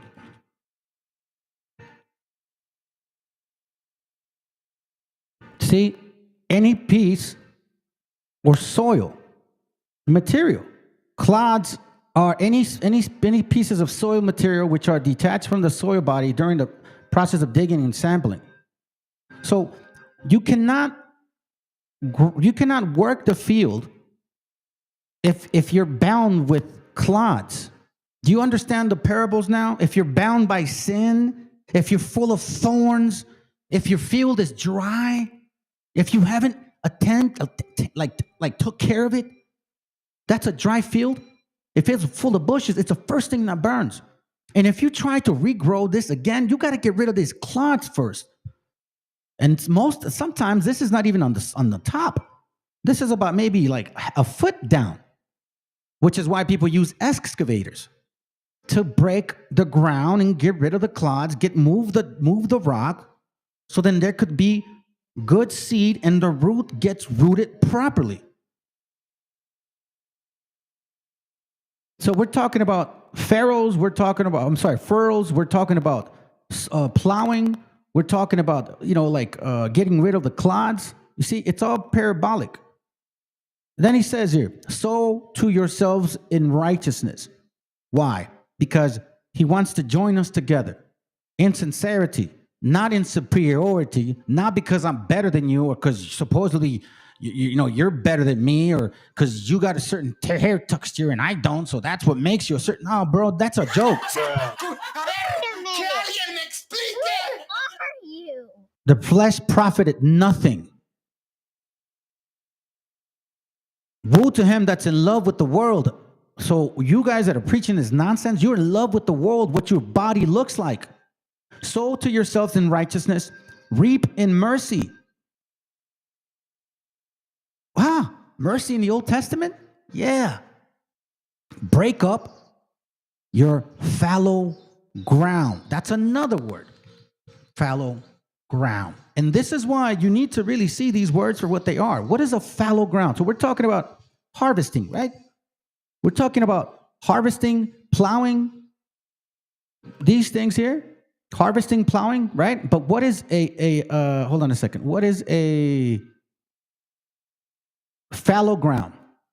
Sow yourselves in righteousness, reap in mercy, break up your fallow ground. This is a fallow ground right here. That's a fallow ground right there. And if you really look at it for what it is, guess what? That's the separation that these people have caused upon us. Like you could look at it like a map. Mexicans, Colombians, Peruvians, Guatemaltecos, you know what I'm saying? But yet we're different. Sow yourselves in righteousness, reap in mercy, break up that fallow ground, or break up your fallow ground, for it is time to seek the Lord till he come and rain righteousness upon you. And that righteousness is a process, because it clearly speaks about what exactly is going to occur. And when it occurs, there's no like, oh, I'm sorry, God. No, man. That's what it says. It's a marathon. It's not like, okay, forgive me now, Father. I am sorry now. Now I care. You see the fucking bombs coming down. Now you see some real crazy shit. Now you don't got no lights, nothing. All of a sudden now you want to start praying. Oh, now you think about me? Here's the reason why. Paul talked a lot about Abraham. And a lot of you Christmas Christians, you miss the point. You'll never get it. Honestly, you just won't get it. BHI doesn't get it either. That's why they never talk about Abraham. But I understand. It's not to your benefit.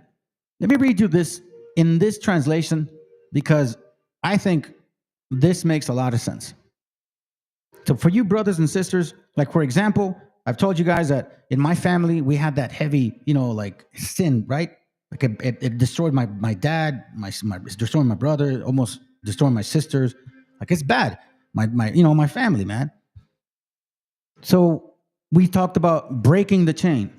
Breaking the chain. And that's what Abraham did. He broke the chain. His father, his grandfather, his great-grandfather, his great-great-great-great-grandfather, he came from a lineage of people that were in idolatry. And those are facts. He's still of Shem. So don't forget that. And try to label him like he's everybody's father. No. This is why you Christians don't understand exactly what the hell Paul was talking about.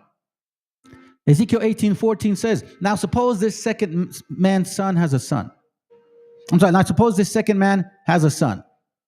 He sees all the sins that his father practiced, but does not follow his example.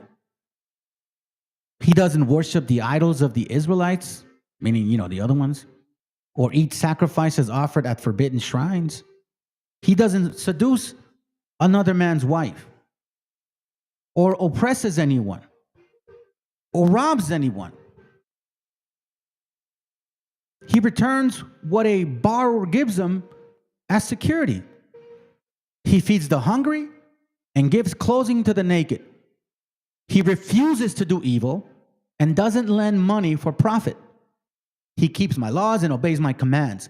He will not die because of his father's sins, but he will certainly live. Now, it's not about him paying for his father's sin, it's him practicing his father's sins. And it goes right there at that moment where the changing of the mind needs to start. And if you're still trying to figure yourself out, man, shit, you better hurry up. This is right here what occurred to a lot of us. This is what occurred to a lot of us. We came from Christianity, all these other ideologies, and we're like, nah, man, that's not right. And since I was young, I always had this disagreement with the things that I was seeing, and that's why I was very contentious with my dad, mostly my dad. I just didn't like the way that he did things. I'm like, that's not right. I don't know where I was getting that from. But again, it's not our first rodeo here. Psalms 32 says this, happy are those whose sins are forgiven, whose wrongs are pardoned. Happy is the one whom the Lord does not accuse of doing wrong and who is free from all deceit. Now that right there is an important word, because a lot of people are out here showing the Bible, talking about it, but they really are walking in this deception. It just seems so unsincere, because everywhere I look, man, it's about merchandising. You know what I'm saying? And it's not even about gathering money to help your people out. It's like, oh, just here, buy my book and do this. Look at that. Hey, subscribe. Thank you for the donation, $20, $30. And they could, like, for example, Vocab Malone, the Christian apologetic. The only reason why he's even like people matter, that he matters, is because he's always arguing with BHI. Yes or no? Talk about a show. When I did not confess my sins, I was worn out from crying all day long. You see this? When I did not confess my sins, I was worn out from crying all day long. And then there's the thing that goes on in the mind. When you're going through issues, you have this, that spirit telling you good advice, right? Hey, man, you better start self-reflecting on these things. You know what I'm saying? You know what I mean? Blah, blah, blah, blah, blah, blah. But then the other one that's in the flesh is like, nah, I got the best solution. And here, in case you guys don't know, in Psalms, he's talking about the experience that we're all going to be living through. If you're called, many are called, few are chosen. That is true. Romans 4 and 7, saying, blessed are they whose iniquities are forgiven and whose sins are covered. Blessed is the man to whom the Lord will not impute sin. Who is he? What is he talking about? Talking about Abraham. Because he walked in idolatry with his parents until he started realizing, hey, his spirit started to be quickened. He walked based on what the Bible says, 24, 25 years with the Most High before he circumcised. That means he started really meeting him at around 75 years old, so to speak. Because at 99, he circumcised. Now, how come Christmas Christians don't ever touch on this? They're quick to say, oh, no, the laws are done away with. Really? So self-examination is not something. No, you can go to a psychiatrist, he'll help you. No, that's not that's not the way it works. Yeah, let someone else tell me my problems, right? Sure. Amos 9:13, behold, the days come, say the Lord, that the plowman shall take over the reaper, and the thredder of grapes, and the thredder of grapes, him that soweth seed. And the mountains shall drop sweet wine, and all the hills shall melt. And I will bring again the captivity of my people of Israel, and they shall build waste cities and inhabit them, and they shall... Am I reading the right one? Do I have the right one?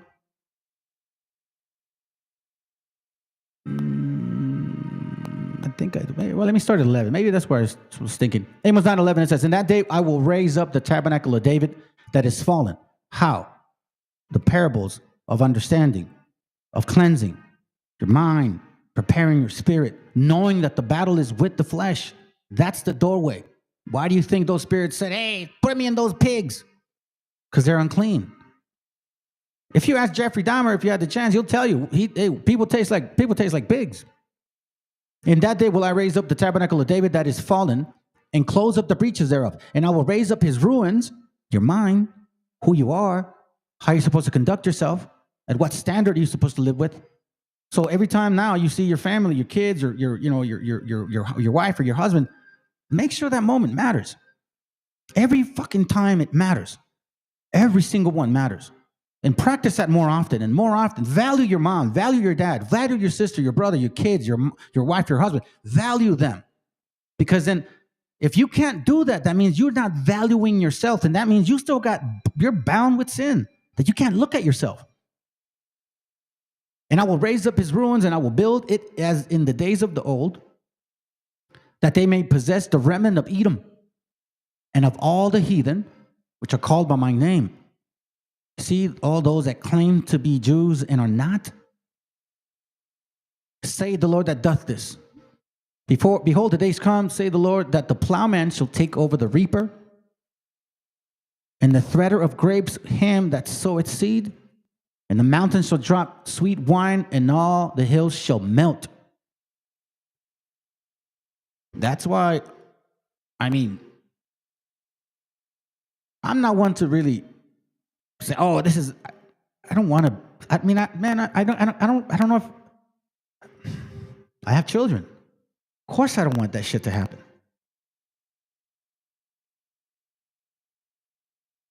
Second Ezra 16:77, would be unto them that are bound with their sins.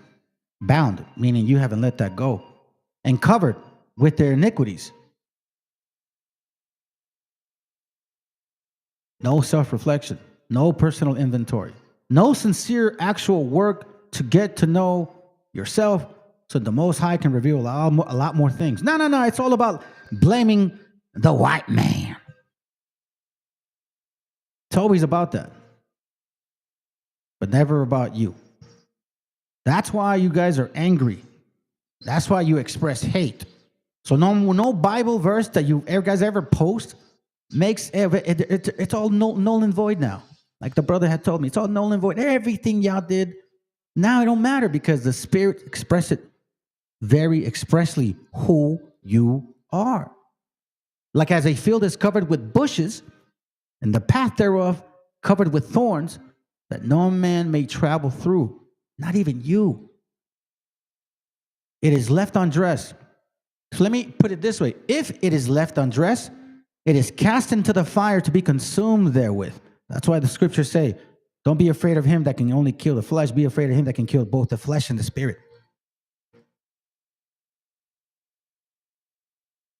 In case you guys are confused by Paul, that's why he said these things, and he said them very simply. But apparently you guys even misunderstood that shit. 2 Corinthians 13:5, examine yourself whether ye be in the faith. Prove your own selves. You see what I'm saying? Wow. Let me see, bro. Gotta be careful or prepared when we post certain content or comments. Just got hacked. Keep personal data off the device used. Formatting PC now. Wow, they working. Well, let them work. Maybe they'll examine themselves. Examine yourself whether ye be in the faith. Prove your own selves. Know ye not your own selves how the Mashiach is in you? Except ye be reprobates with why? Bound by sin. Not understanding. Because a lot of you guys have sincerely don't even pay attention to the main things that we all deal with. 1 Peter 2:1. Wherefore, laying aside all malice and all guile and all hypocrisy and envies and all evil speaking. See? So here, Peter's clearly telling you, everybody deals with malice. Everybody deals with guile, hypocrisy, envy, and evil speaking. This shit happened the other day. Here, we saw it. Malice, guile, hypocrisy. Really? That long you've been posting? And then you have to do this right here at the end? This is why it says, as newborn babes desire the sincere milk of the word, that you may grow thereby. Sometimes you chew too much and you get choked.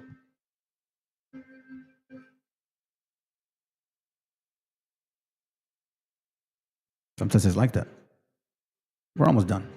Hosea 12, wherefore seeing we are also compassed about with so great of a cloud of witnesses, let us lay aside every weight that in the sin which doeth so easily beset us, and the sin which do so easily beset us, let us run with patience the race that is set before us.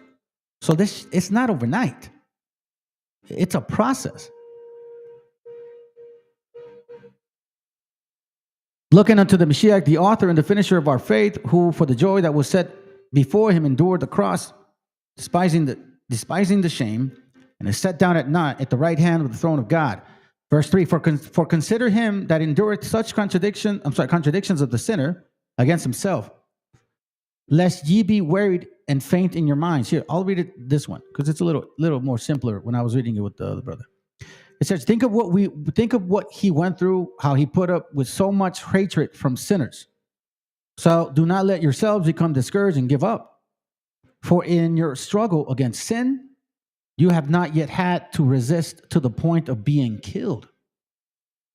So you see how it's talking about still dealing with sin? Even after. So where are you guys getting that he died for your sins? Have you forgotten the encouraging words which God spake to you as his children?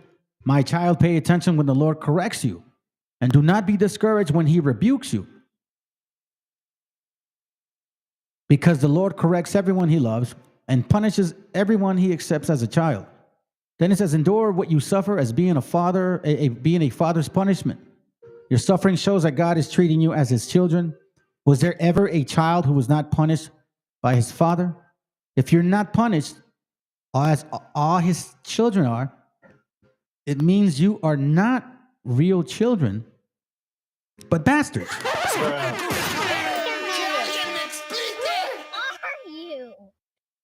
You know who that is?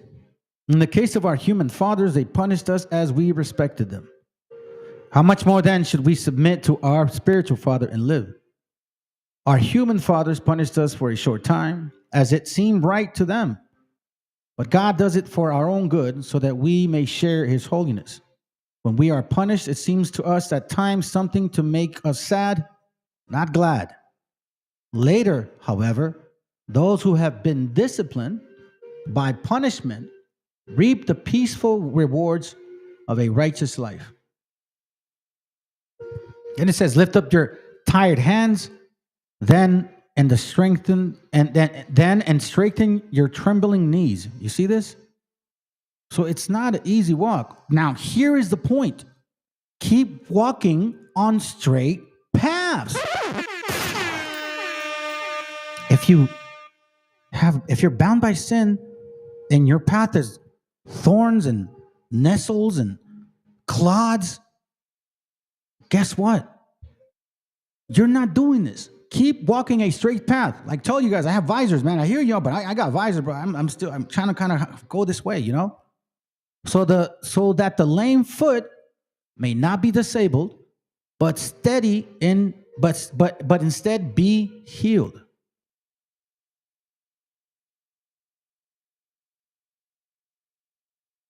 Let's continue to verse 17. That's it.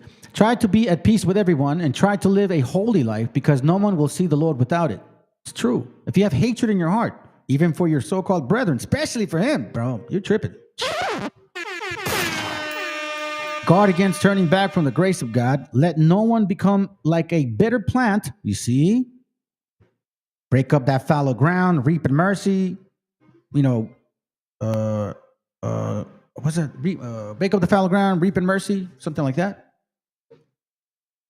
Try to be at peace. I'm sorry. Guard against turning back from the grace of God. Let no one become like a bitter plant that grows up and causes many troubles with its poison. Let no one become immortal or unspiritual like Esau,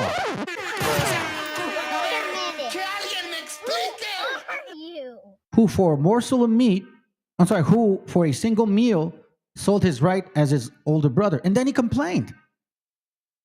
Afterwards, he wanted to receive his father's blessing, but he was turned back because he could not find any way to change what he had done. Even though in tears he looked for it. Who is complaining right now? Replacement theory. Replacement theory. What are you talking about, man? You're unspiritual. You're immoral. White nationalists have no understanding of this book. Zero. And you know what, man? This is why I again, there are certain things that I subscribe to. I still am going through this book, but there's one piece here, man, I just can't get over, bro. Joshua 28 and 20. And Esau was a designing and deceitful man, one who hunted after the hearts of men and inveigled them. And Esau was a valiant man of the field, meaning that he tricked them. Kind of like Donald Trump would, he would trick his friends and shit so he could sleep with his wives. That's what people say. It's crazy, man. Designing and deceitful. Right? Designing and deceitful. So this is why I tell y'all, and it's important to know these things, because I don't know, I find this kind of weird. This is just me, but I find it kind of weird. Watch this. News, someone just filmed a couple of pallets of cinder blocks in front of the ICE facility gate in Paramount, California. And apparently the date on these, the delivery date, was the day before the protests kicked off. This is very interesting because we saw this happen during the BLM riots as well. Remember those pallets of bricks? As opposed to cinder blocks, there was bricks at a lot of the protests mysteriously placed in different parts of the cities that were protesting. All I can think about this is that their favorite slogan is order from chaos. They need chaos in order to bring order, but they can't bring that order. People would reject it unless there was chaos in the first place to get you to accept it. Just like how in the UK, you can't go out at night, it's unsafe, so they put up facial recognition cameras, which everyone would have rejected if the streets were safe. But since the streets aren't safe, they're happy and thinking this will protect us, put up facial recognition cameras. They need to create the problem to bring the solution. Now, I find so interesting in that point right there is that he's mentioned chaos.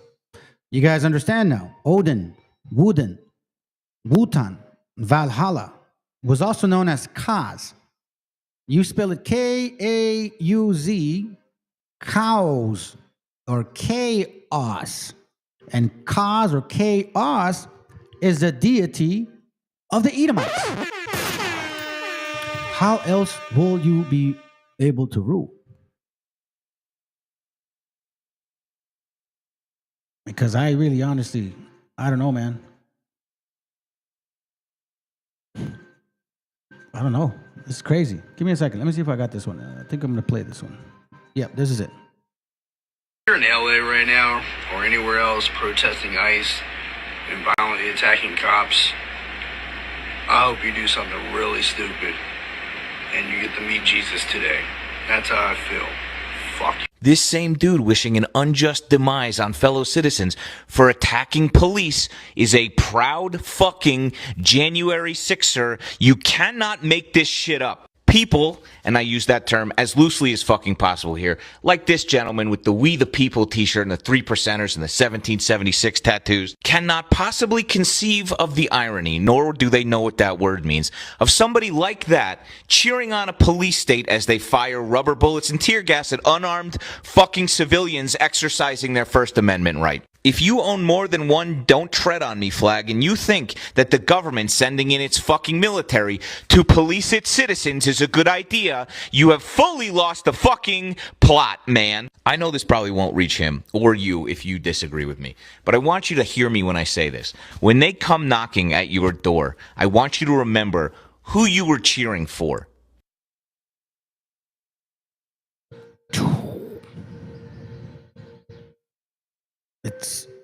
It's amazing how it's all playing itself out, man. Job 12:16 says this: God is strong and always victorious. Both deceived and the deceiver are in his power. Man, that's heavy.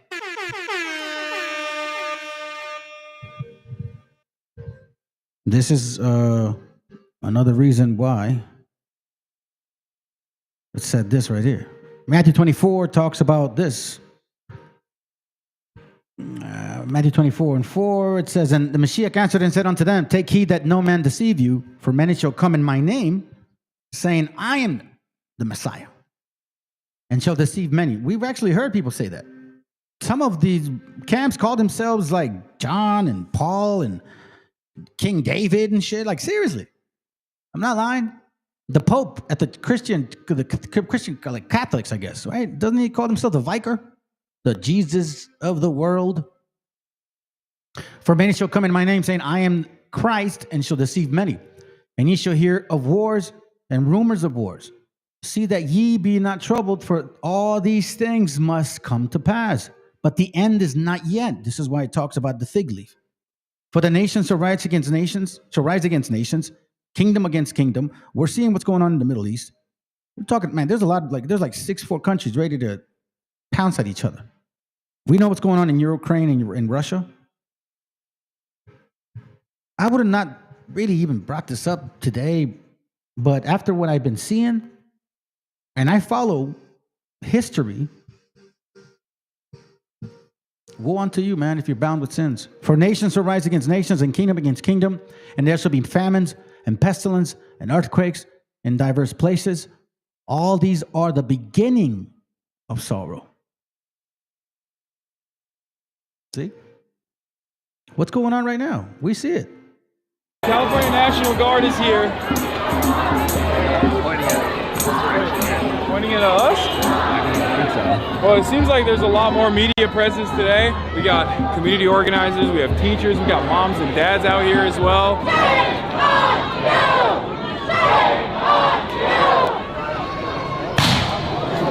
Well, it's starting. Oh, they had us sniping people. Oh, they're actually shooting people. Yeah, no. That is crazy. To use the federal building to just snipe at people. Oh, cops. Cops are moving. Okay, we're back to the flashbangs now. Cops are trying to actively remove people, even members of the media, from the ledge.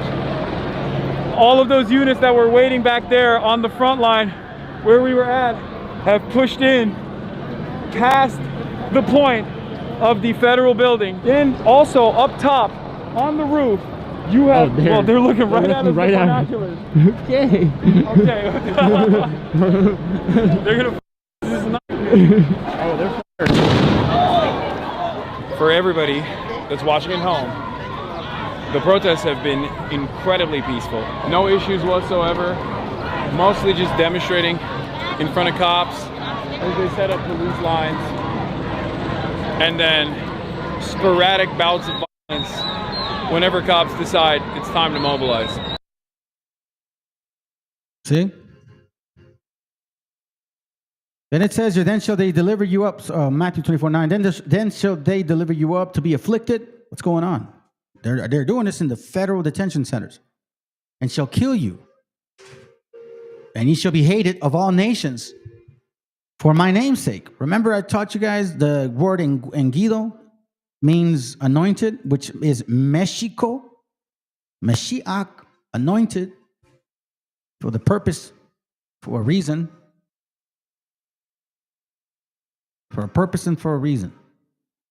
Let me see how much time I got. 10 more minutes. Let me finish it off with, these verses. I want to get these verses in, and then I want to finish off with some videos, and that's it. Okay? Because I think those videos are powerful, man. 2 Ezra 15:4. Check this out. For all the unfaithful shall die in their unfaithfulness, bound by sin. Behold, to say the Lord, I will bring plagues upon the world, the sword, famine, death, destruction.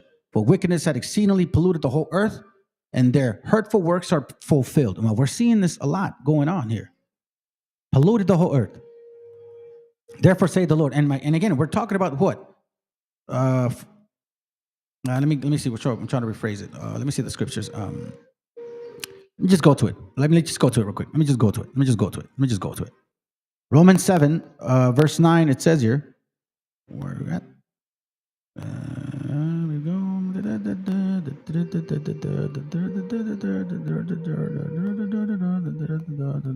Oh my dear Jesus.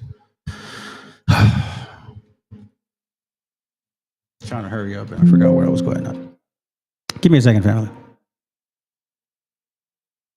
This one right. 2 Ezra 6:9. I was trying to look for a different verse. For Esau is the end of the world, and Jacob is the beginning of it that followeth. You see?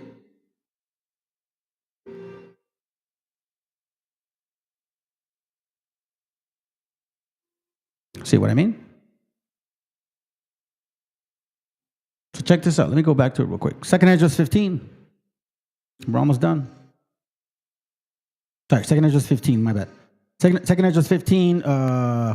For all the unfaithful shall die in their unfaithfulness. Behold, say the Lord, I will bring plagues upon the world, the sword, the famine, the death, and destruction. For wickedness has exceedingly polluted the whole earth. Remember, Esau is the end of the world. His pollution, and their hurtful works are fulfilled. Now they're over here upset about replacement theory, yet they forget that they created Darwinism. Come on, man, stop it. What do you believe in, science, the Bible? Which one? Stop joking around. Therefore say the Lord, I will hold my tongue no more as touching their wickedness, which they profanely commit. Neither will I suffer them in those things in which they wickedly exercise themselves in secret. I mean, talk about like claiming that other nations are robbing you while you're forcing them to use your monetary system. But you're saying that other countries are taking advantage of your monetary system. You see what I'm saying? Behold, the innocent and the righteous blood crieth unto me, and the souls of the just complain continually. And that's what we're doing exactly. And therefore say the Lord, I will surely avenge them and receive unto me all the innocent blood from among them. Behold, my people is led as a flock to the slaughter. I will not suffer them now to dwell in the land of Egypt. This is not, remember, Egypt is a long time ago. You see what I'm saying? Egypt, Babylon, Egypt, Sodom, Egypt. We are there. And I will bring them with the mighty hand and a stretched out arm and smite Egypt with plagues as before, and will destroy all the land thereof. This is why Romans 7 talks about that. Egypt shall mourn, and the foundation of it shall be smitten with the plague and punishment that God shall bring upon it. They that till the grounds shall mourn, for their seeds shall fail through the blasting and hail, and with fearful constellations. Now, here's the interesting part, because we're seeing that farms we're seeing a lot of chaos with them. Woe to the world and them that dwell therein. For the sword and the destruction draweth nigh, and one people shall stand up and fight against another, and swords in their hands. You see this? For they shall be sedition among men, invading one another. January 6, 2020, and today, like this whole weekend, what is really going on? Now we're talking about sedition. You're losing military now. In the streets. For they shall be sedition among men and invading one another. They shall not regard their kings nor princes, mayors, governors. What is Trump doing over there? He's supposed to ask, or at least the governor is supposed to ask for assistance. He can't just make that executive decision. They don't regard kings nor princes no more. No mayors, no governors. They'll put them in jail. And the course of their actions shall stand in their power. See, that's why you see people in jail. They put judges in jail. A man shall desire to go to one city, and she shall not be able to. But check it. For because of their pride, the city shall be troubled, the houses shall be destroyed, and men shall be afraid. It's pretty heavy. This is why these classes are important. Baruch 4 and 5, it says, be of good cheer, my people, the memory of Israel. Verse 21, be of good cheer, O my children, cry unto the Lord, and he will deliver you from the power and the hand of the enemy. Okay? This is why I tell people, listen, you can't choose one without the other. You can't be a Christian on these things. Because it even says it in here, Wisdom of Solomon 18:1. Nevertheless, thy saints had a very great light, whose voice they hearing, and not seeing their shape, because they also had not suffered the same things. They counted them happy, but for that they did not hurt them now, of whom they had been wronged before. They thanked them and besought them pardon for what they had been enemies. I'm sorry, for that they had been enemies. Then it says, instead whereof thou gavest them a burning pillar of fire, both to be a guide of an unknown journey, right? Exodus, and a harmless sun to entertain them honorably. For they were worthy to be deprived of the light and imprisoned in darkness, who had kept thy sons shut up, by whom the uncorrupt light of the law was given to the world, was to be given unto the world. And when they had determined to slay the babes of the saints, one child being cast forth and saved to reprove them, thou tookest away the multitude of their children, and destroyed them altogether in the mighty waters. See this? And of that night were our fathers certified afore, that assuredly knowing unto what oath they had given credence, that they might afterwards be of good cheer. What is a good cheer too? So of thy people was accepted both salvation of the righteous and destruction of the enemy.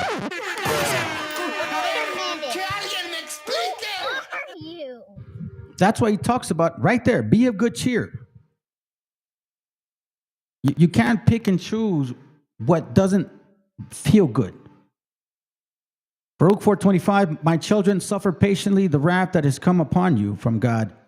For thine enemy hath persecuted thee, but shortly thou shalt see his destruction, and shall tread upon his neck. But that's not what should be driving you to repent. If anything, you should be like working on getting rid of all of that crap that you're dealing with. And for all you that don't think that, we're in those times, I don't know, bro. I pay attention to a lot of different things. And man, oh man, are we there? Are we there? All right, I'm going to finish with 2 videos and that's it. All right, so let's hurry up and finish it. We're almost done. We don't got a lot of time. Let's go. This is interesting. Check this out. Let them share themselves. So you'll see that I'm not lying. Ready? Let's go. Needs to realize, especially like you're saying, your typical fat, dumb, and happy American needs to understand that we are already in World War III. It's already happening. We all think that it's going to look like World War II. It's going to look like bombers and submarines and alerts where you climb under your desk like that. There's no rational reason to think that a war in 2024 would look anything like a war in the 1950s. No reason to think that at all. You have to expect that the war would evolve. So here's what happened. Syria, Libya, the conflicts that you saw in Yemen, these were the beginnings of what we call proxy war. Proxy war is the term that you want to think of when you think about World War III. And a proxy war is nothing more than an intrastate, like intramural means inside the state, a civil war, if you will. It's an intrastate war that's funded and exacerbated by external players. That's what happened in Syria. Internal war funded and exacerbated by China and Russia on one side and the United States on the other side. Yemen is the same way, an intrastate conflict, a civil war funded by Saudi Arabia on one side, Iran on the other side. It's the same thing that happened in Libya, right? And that is the model of the current age. Right now, where we sit today, there's 116 hot conflict zones in the world. The vast majority of them are proxy wars, where there's a first world or developing world on one side and a first world or developing world adversary on the other side, who are both funding internal conflict, whether that's in Colombia or whether that's in Sri Lanka or whether that's in various parts like Myanmar or Burma, happening all over the world. Those conflicts started in 2006, 2007, right? Basically, the last or traditional conflict was us invading Afghanistan. When you look at Russia and Ukraine, Russia made a misstep because they violated the proxy war approach only because they shared a border with Ukraine. So they chose to go into Ukraine. But then immediately after they invaded Ukraine, what did the United States do? Used Ukraine as a proxy. So the war in Ukraine isn't a war between Russia and Ukraine. It's a war between the West and Russia. And the thing that's so frustrating is that when Russia first invaded Ukraine, Putin said, this is not a war against the West, right? This is a war against Nazism or whatever else, which was total bullshit. Totally failed bad propaganda. But where Putin was smart is he knew that he just had to bullshit for a few months, because after that, something would happen where he could tell the truth.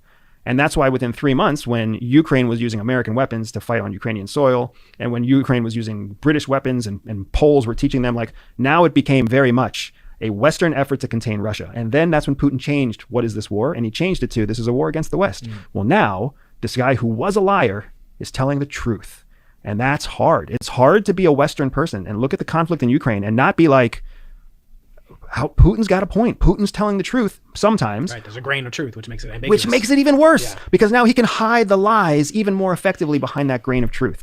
And it's such a show because we all we may disagree with this element, but we can't deny that other fact. Right. And the same thing now has evolved in between Israel and Hamas. So the point I'm trying to make is just World War III is already happening. What we are feeling as we feel like it's coming closer to home, what we're actually feeling is the escalatory effect, the escalation of proxy wars. There are more than there were before. They are larger than they were before. More people are getting involved than they were before. And we see, just like when you watch a fuse on a bomb, you know it's getting closer and closer to blowing up the bomb. And the question is, are we gonna snuff the fuse, clip the fuse, or let it go all the way? See, told you, man. I told you. This guy here put a really powerful message. I mean, and again, I find stuff for y'all, man, and if it makes sense with topics that I have, if it makes sense with conversations that I have throughout the day with brothers, then this is how I put them together. Somebody sent me one video, led me to this. Another brother shared something with me, led me to that. Another brother said something with me, led me to this. So now we're here. And again, remember, let me not forget, because I did not read that far in the second Esdras 15, I think. Yeah, second Esdras 15. I didn't read this far, but I should have, because it says here. Okay, watch this. Let me see.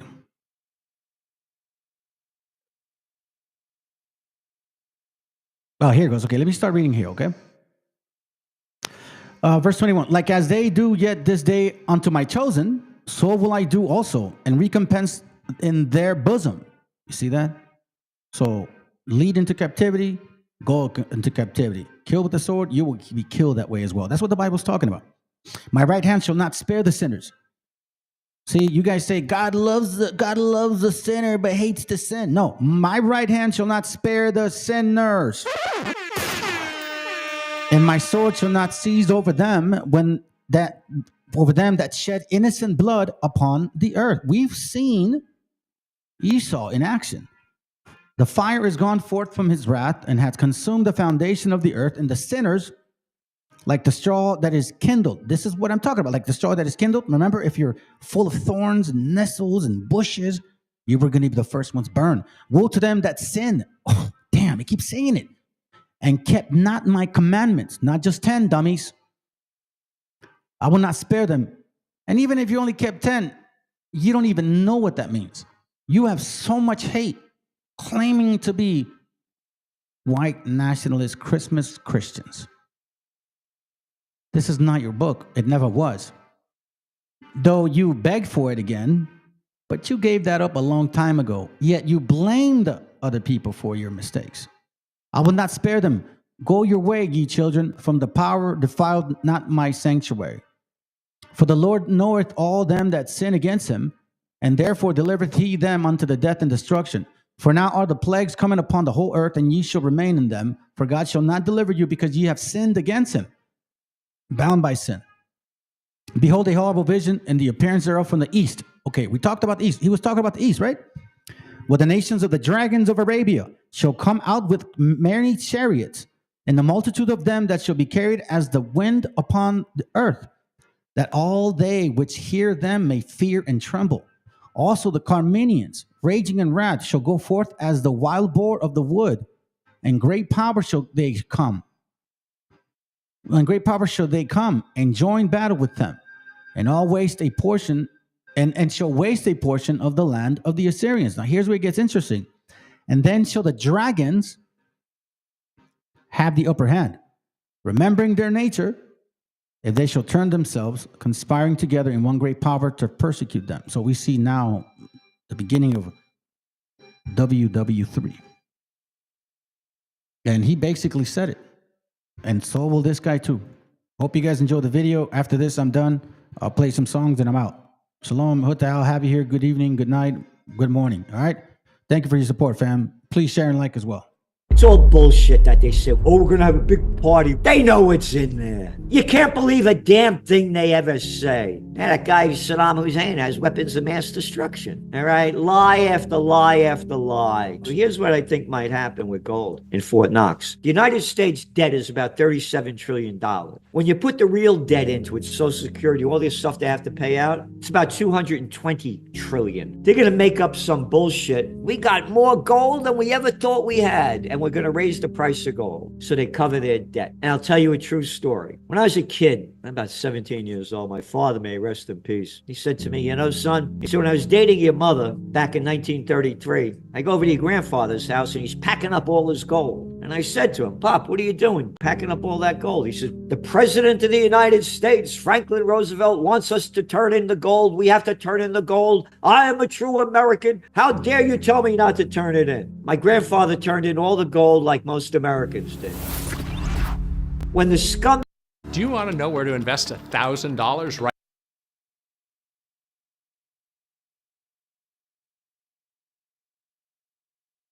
big murderous bastard, may he rot in hell too, gave us World War II, Franklin Roosevelt, after they made the people turn in the gold. Oh, America, yeah, the land of the free. We bring democracy around the world. Yeah, that America, as we slaughter people anywhere we want. Anyway, they made the people turn it in. I think it was like $20. I think it was like 67 cents an ounce. In 1934, they passed the Federal Reserve Gold Act or something like that. And they raised the price to $35 an ounce. This is during the Great Depression. They did it to try to bail themselves out. I believe that Trump is going to do the same thing. They're going to raise the price of gold dramatically to say they could cover their debt. That's a guess. But I have to tell you, gold is a signal of how unstable and how we are on the brink of World War III to escalate. World War III's already begun. This is going to be official, like World War II became official when they bombed Pearl Harbor. It was unofficial when the United States, the UK, and the Dutch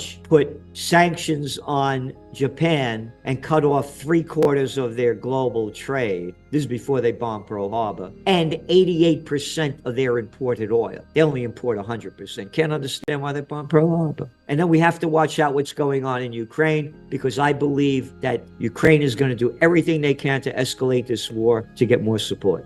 I was the chief government affairs specialist of the chemical industry back in the day, living in D.C. and Chicago, and the Iranian conflict broke out. And all they did, like they do all the time, they taught us to hate the Iranians, having no idea how the United States and the UK overthrew the democratically elected government of Mossadegh in 1953 because he had the nerve to say, hey, that oil, it doesn't belong to you. It doesn't belong to Anglo-Iranian oil, better known today as BP, or Standard Oil, better known today as ExxonMobil. It's the oil of the Iranian people. No, it's not. The CIA and the MI6 overthrew him. The facts are all there. So that's when I became a political atheist. I start looking at things the way they are, not the way you want them to be or believe. The media whores that get paid to put out by their corporate pimps and government whoremasters want you to believe. So I bet oil and gold prices will go up. And I played the futures markets back then. $5,000 in each one, and I brought it almost to $750,000. I lost a lot of it. a young guy. But my first buy of gold was around $180 an ounce. Why are they buying gold? All things are connected in trends forecasting. Geopolitics and the economics of the world is a freak show in front of everybody's eyes for all to see. Gold is the #1 safe haven. I would have never thought gold prices would have spiked this year the way they are. Last year, it was one of our top trends for 2024, a golden year for gold. It went up 27%. When Trump got elected, gold prices went down. Where are they now? They spiked. Why? Whether you agree or disagree with his tariff policies, that's #1. #2, so all these little scumbags that couldn't fight their way out of a paper bag that they love war. Yeah, that little Catzol Macron. We're gonna fight the Russians. Oh, how about little Starmer clown over there in the UK? Oh, how I forgot the guy Merz, the Chancellor-in-Chief over there in Germany. Oh, the BlackRock guy? BlackRock, Vanguard, State Street, 3 venture capitalist hedge funds or private equity, whatever they want to call them, own 88% of the S&P 500 in America. Look at Germany. Yeah, Heil Hitler, that Germany. We're going to build our defense. You're in a recession. Oh, this is going to build the economy. No, it's not. It'll only enrich the military-industrial complex because you build the economy when you manufacture products that people buy. If people ain't buying them, all you do is enriching the club and bringing your debt level up as you're in a recession. Was it a second quarter recession in Germany? So what does I say? When all else fails, they take you to war. Goes back to gold. This is unbelievable where gold prices have gone. They may not confiscate it, but they're going to raise the price. It's a crime syndicate that people call a government. Hey, I'm Jamie Dimon. Hey, and I know what I am. Look at me. Hey, I'm a multi-millionaire. I ran a JP Morgan Chase. We got convicted of 5 felonies. One of them rigging the precious metals market. Hey, we only had to pay $900 million. We don't go to jail. No, matter of fact, when we caused the panic of 08 with all our derivatives and those subprime mortgages. You don't have a job? You're deep in debt? Don't worry about it. Sign over here. You can buy a house. They got $29 trillion for the Federal Reserve bailing out the banks as the people go bust. So you're asking me what they're going to do? They're a crime syndicate. They're not a government. They're murderers and thieves. By their deeds, you shall know them. One of my sayings in trend forecasting is opportunity misses those who view the world through the eyes of their profession. You got to look at everything. 1999, we forecast the dot-com bust would happen by the second quarter of 2000. It did. The dot-com bust is going to happen this year. And here's why. Making connections between different fields. Back in 2000, just before China came into the World Trade Organization, 10% of the 18-year-olds went to college. Today, nearly 70%. Young people, more so than older people, totally addicted to the AI and the high-tech world. Look what happened with DeepSeek. Out of the news. By the way, take a look at the Hang Seng. China has this terrible, disastrous real estate market. 30%, by the way, of China's GDP is real estate related. With every boom, there's a bust. When they got into the World Trade Organization, they overbuilt and they made a bad. What if there was a way to know if a stock will be bullish?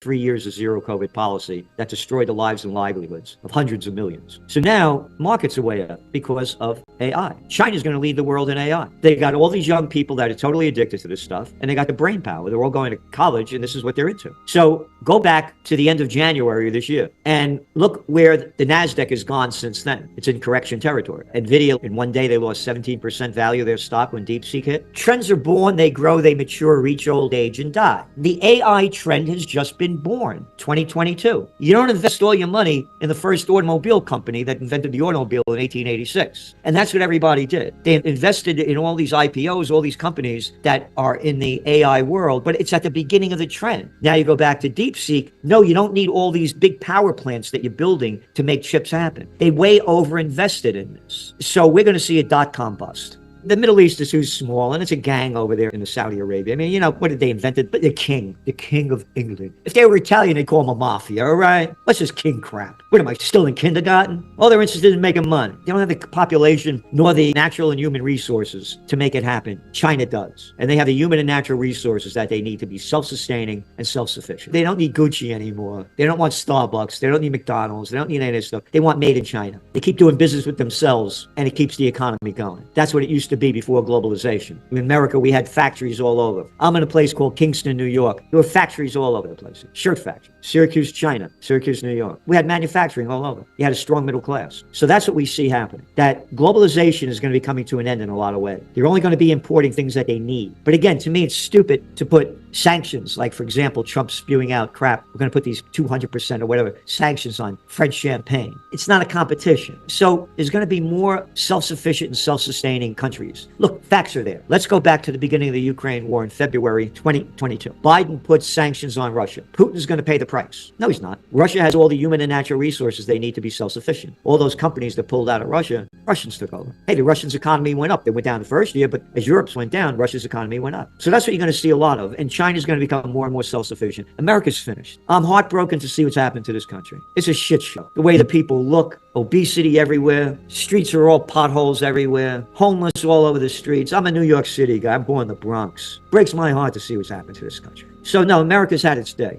They spell the word wrong. They're not bureaucrats. They're bureaucrats. I was the assistant to the Secretary of the New York State Senate at 26 years old. The bureaucrats are the low-life pieces of scum that can't get a job in the real world and become the most arrogant. All of these laws, all of these rules, all of these regulations have destroyed it. And again, what European Union? Who made up this crap? Be an individual country and mind your own business. I remember when they created the euro, and I had a friend, they were from Denmark, and he grew up during World War II. He was a little kid. And this line that they sold the people back then, if they had a European currency, the countries wouldn't be going at war with each other, as they've been going for war for what, since the beginning of time? That was the bullshit of coming out with the euro. I'm totally opposed to centralization of governments. Let anybody be who you want to be. Shut the hell up and leave me alone. But no, they put him into the European Union, NATO. What are you kidding? How stupid. Oh, I just started in Sweden. They're building up their military too. Oh, Lithuania and Estonia. Wait, these two little tiny countries. I got more people living down a block than these countries, right? Building up their military. Hey, Gatson, you go to war against Russia, it's the end of life on Earth. It's nuclear annihilation. What the hell are you wasting your money for with this? Why are we wasting it? Because we're bureaucrats. We're low-life pieces of shit. We're politicians. Look at all the money they're putting into the defense. How stupid can you be? Oh, by the way, it's not empty words coming out of my mouth. I'm a real fighter. I taught close combat, had my own school for many years. You only attack the attacker. You don't do this crap. As a man with a mind, and again, none of these little pieces of shit are fighters. None of them. And that's the other thing. You call these guys out man to man, they don't know whether to piss or shit. Oh, don't talk to me like that. Oh, I don't like your language. So what I'm saying to you is you have imbecilic little pieces of scum running the world. And they're running it into ruin. That they are spending this money in Europe for defense is one of the dumbest things that I've seen in my life because it's leading to World War III to escalate.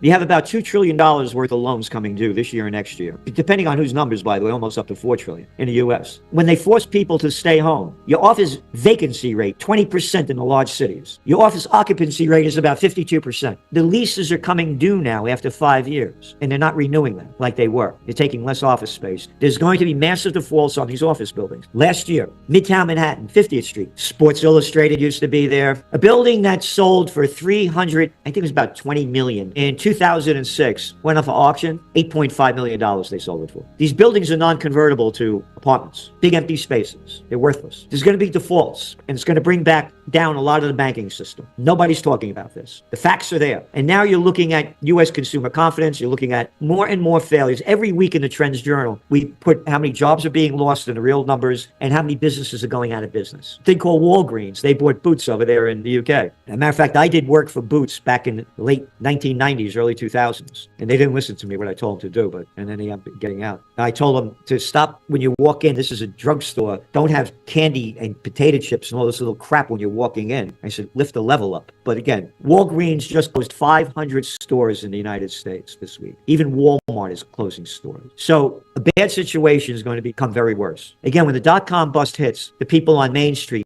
understand that the pain they're suffering is real. When Wall Street crashes, Main Street goes down even more because they know the reality on the street. We don't give financial advice, by the way. We're also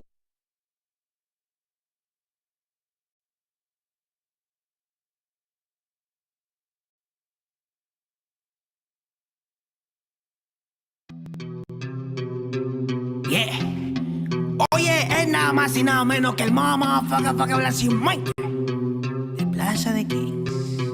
Estos bebés son Big Papo Du, no sean rebeldes, deje el rebel. Yo no me quede, yo me hospede junto a Belzebú. no me remete, plebe, no soy leve como tú. Si hay algo que no muere, eso es el hip hop Perú. Y para estos pericos traje una chica perica. Atrás te voy a mostrar como dos monstruos trafican. No trate ni trepe, solo trote, señorita. Treque, donde la sangre salpica. Se aplica, te explica, replica, ¿pa' qué? Aplica, practica, suplica, con fe. A mi perro grita, yo lo mataré. Tu madre llora y canta la pared. Flow peregrina, chivolo propina, ina. Hacen base, mejor coja vaselina, no imagina mi vida fuera de una esquina. Yo solo quiero más chavos pa' comprar más chilindrina. Gira, que somos puros animales rompiéndote todos los cristales. Repete señales que a ti no te sale. ¿Qué pasa, compadre? Somos naturales. Voy a llenar todas las editoriales. Rate de mi huevo pa' los tribunales. Tú eres un antianal, yo experto en artesanales. Yeah, se me afaga la cimuita, sopló. Hey, Terco 92 B09 está en la casa, barrio. Escucha bien, así se hace, Yo. Tengo problemas de actitud y poca paciencia. Hablo si me da la gana, nadie me silencia. No quieren aceptar que pa' muchos soy influencia. La voz de los barrios que llega a tocar tu conciencia. Yo sé que muchos quieren llegar a ser tendencia y hacen lo que sea sin pensar en las consecuencias. Es la diferencia, yo mantengo mi esencia y ustedes por pegar han cambiado hasta de apariencia. Y no es que lo diga yo, pero la gran evidencia es que cambian de personalidad con frecuencia. Y no son locos con inteligencia, solo quieren un poco de atención con insistencia. No presumo en nada, hago todo a mi conveniencia. Por eso te doy una sugerencia: conmigo no busquen competencia, que llevo 10 años ganándole a la vida y lo sabe la audiencia. La firme que ocurrencia, ¿cómo pueden joder sin prudencia? No se dan cuenta que mi experiencia es a base de exigencia. Mi trabajo es con independencia y el de otros de un productor depende de su permanencia. Sigo firme en la resistencia, dándole más rap en el track hasta por correspondencia. Que muchos disques evolucionaron, no es coincidencia. El dinero y la fama hizo que pierdan su decencia. Terco 92, cuando quieras, donde quieras. ¿Cómo? Sí. He aprendido a sobrevivir de las maldades, comprendiendo que nada es como tú sabes. Pa' decir verdad la lucho a diario. No me critiques, no me justifico, siempre hago lo que predico. Soy de barrio y rico en talento. De una me sacan por mi forma de ser y mi acento en el yauca. Mi gente la está rompiendo por ser parte de este movimiento. Quiero saludar a las personas que nunca confiaron en mí, que hoy por hoy se paltean cuando me ven venir. Bye bye motherfuckers, en estas líneas voy a fluir. Déjate llevar como hay people in the street. Yo. Déjate llevar como hay people in the street. Hey, hey, hey, oh, yeah, hey. 1, 2, 3, 1, 2, 3 es la torita aquí en la casa, primo.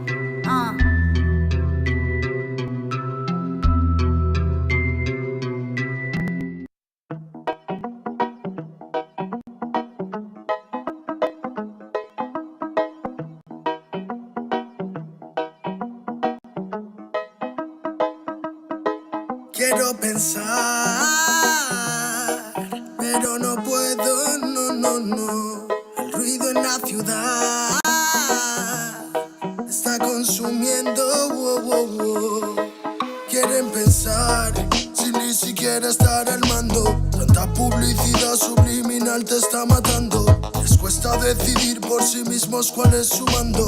Publican sonrisas con el corazón llorando. Quieren brillar,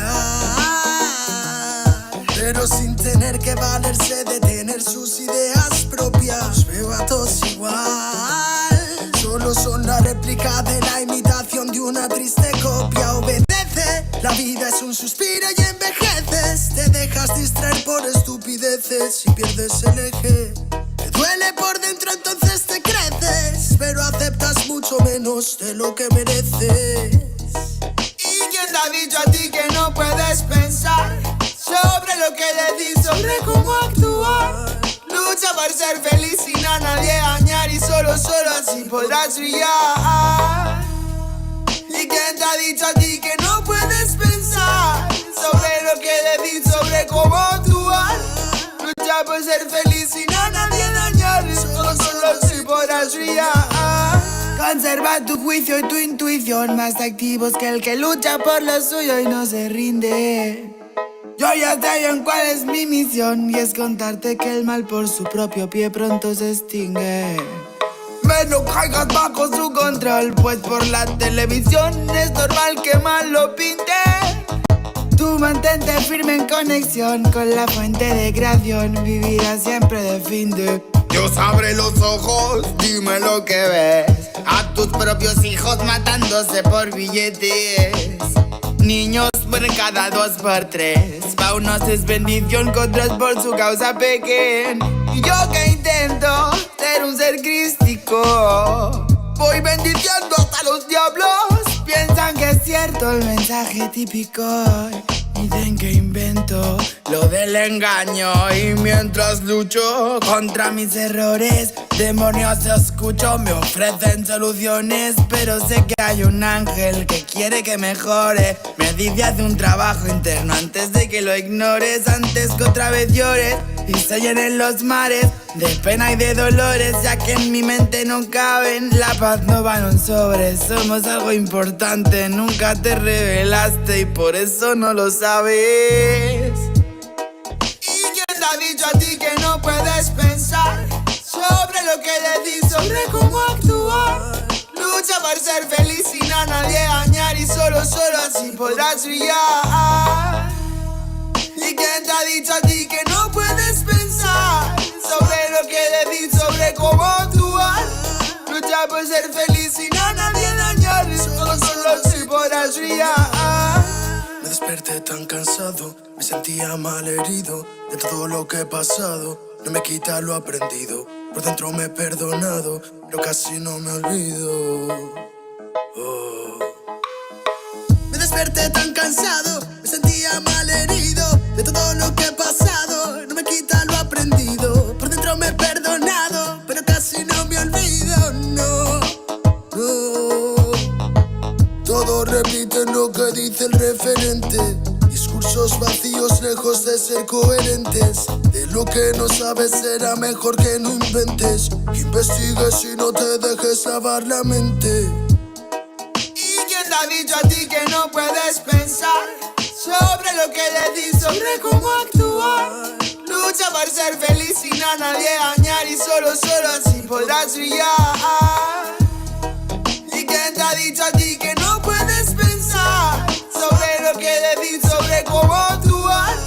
Lucha por ser feliz sin a nadie dañar y solo así podrás brillar. Quiero pensar, pero no puedo, no. El ruido en la ciudad está consumiendo,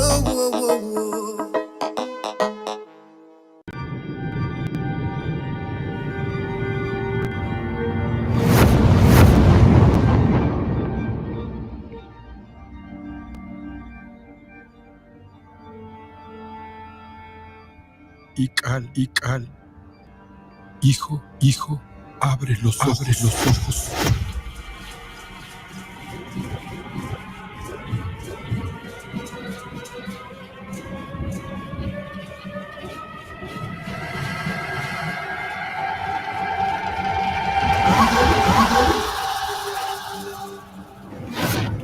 Tu cuerpo se queda con nosotros, pero tu espíritu debe seguir.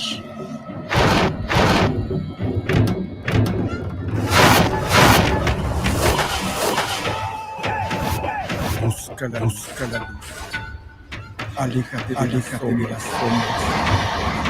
Deja que nuestro dolor sea tu fuerza. Desde aquí dominamos tu camino.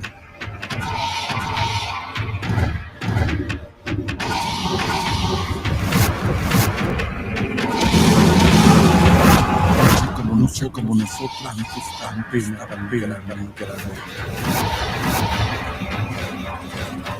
soy tú. Tú eres yo.